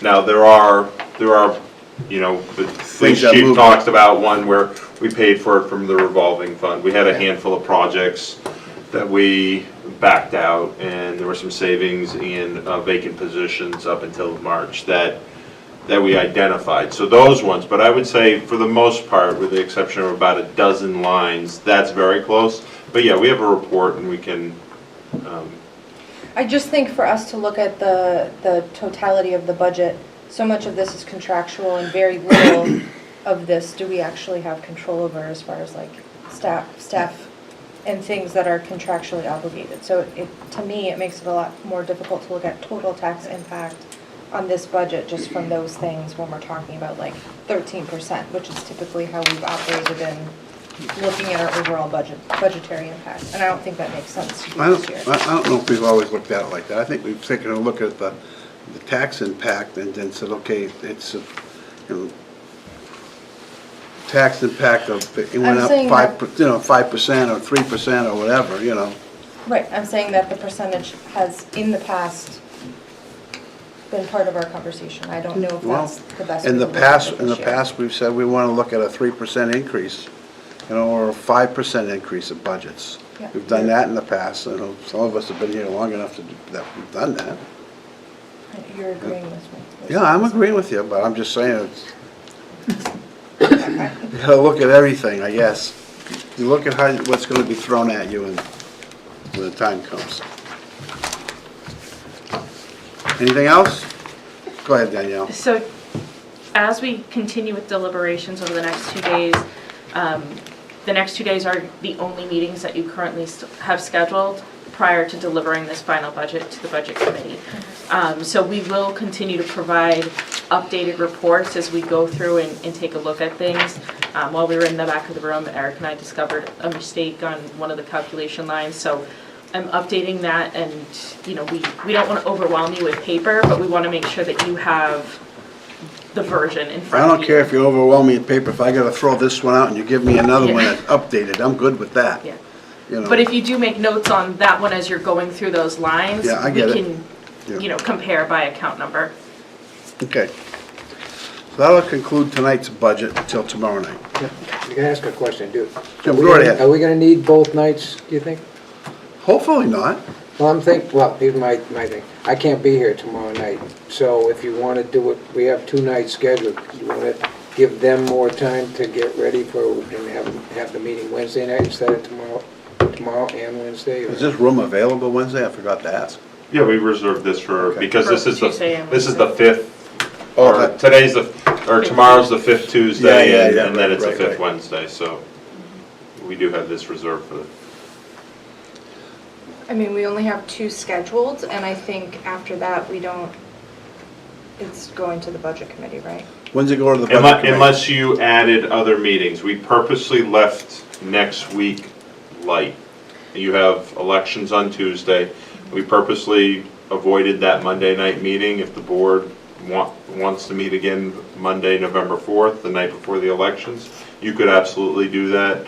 The room would be available in terms of the Thursday after. I know the Budget Committee has a business meeting where they're going to discuss their approach to both budgets and some other items, but, you know, we... Okay, so let's not meet tomorrow night, because Jim, if that's okay with you guys.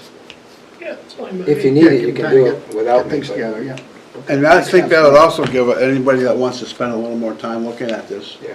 And you could just, them too, but I would, you know, I wouldn't have any problem saying, calling Sean and saying, hey, what's this?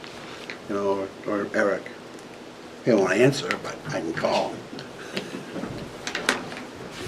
All right, we still have other business for tonight, don't we? Yes, you do. You have 2 other Okay, items. so we are not meeting tomorrow, but we're meeting on Wednesday. Right.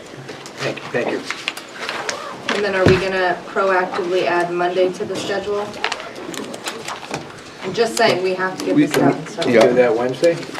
Monday before? No. On Monday, it has to be Monday. It's whatever the board's pleasure. If you tell me, if you tell me tonight that you want to We can do reserve the that, we 4th. can make that decision on Wednesday. Wednesday, yeah.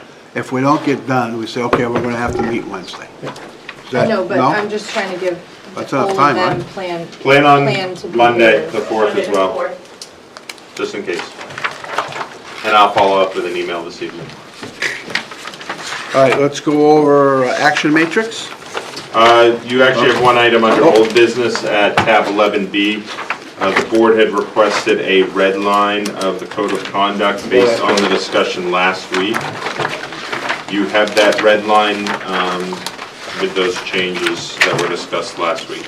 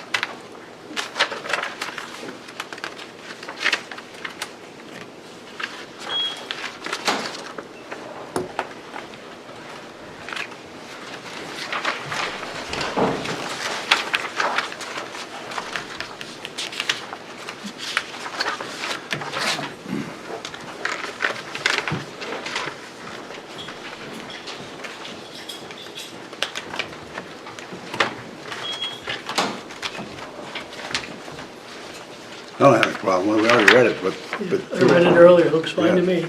Yeah. So do we have to hold a public hearing on this? You do not. This is a policy, this is not an ordinance, so if the board wants to adopt these amendments, you could make a motion and vote on it this evening. Let's do that. So I'll make a motion to approve the updated Goffstown Code of Conduct as presented. Second. Motion by Kelly, seconded by Collis. Any discussion? All in favor? Aye. Oh, go ahead, Kelly. Sorry, I did just have, on the amendment table at the back, page 57, Yes, that second portion with the complaints, Derek, does that need a date? I can add that, yeah. Does it matter? I No, just. I can make it more clear. I think that red line won't show up, but yeah, I can put a. Okay, Yep. so including the date we voted on that? Yep. All right, thank you, sorry, motion mattered. Again, all in favor? Aye. Opposed, abstaining, motion passes.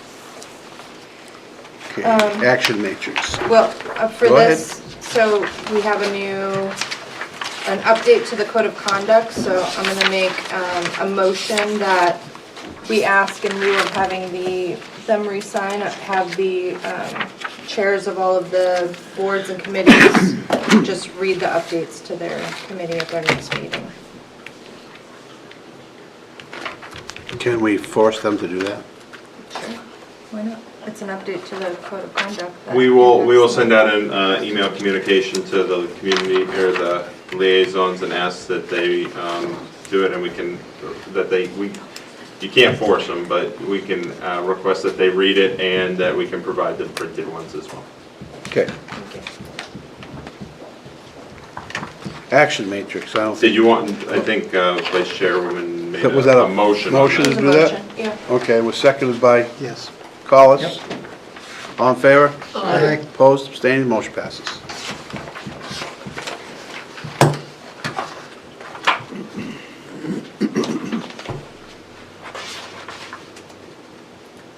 I don't think there's anything there. We got ambulance, Nope. 2 back in service, towers back in service, ambulance 1's out of service, curbside truck, well, that thing's been out of service with the transmission issue. That one, both the DPW ones, Adam was hoping to have back in service this week. Yeah? Yeah, that's what he said on Friday, that he was hopeful that they would be back in Good. service this week. I think the ambulance one that's out of service, that's going back for a paint job on the Paint, cab? yep. On the cab or body? On the box. On the box. Going down the Connecticut or someplace? New Jersey, I believe. Should we, I know we added the letter of intent, but can we add that tracking mechanism on here for the, TAP grant? yes, please. Yes, absolutely. Thank you. Anything else? Anybody here for public comment? Seeing none, we'll close public comment. Motions? Motion to adjourn. Second. We don't have any non-public? No non-public this evening. Motion by Mark, seconded by Collis. All in favor? Aye. Opposed, abstaining, motion passes. Before you leave, can I get you to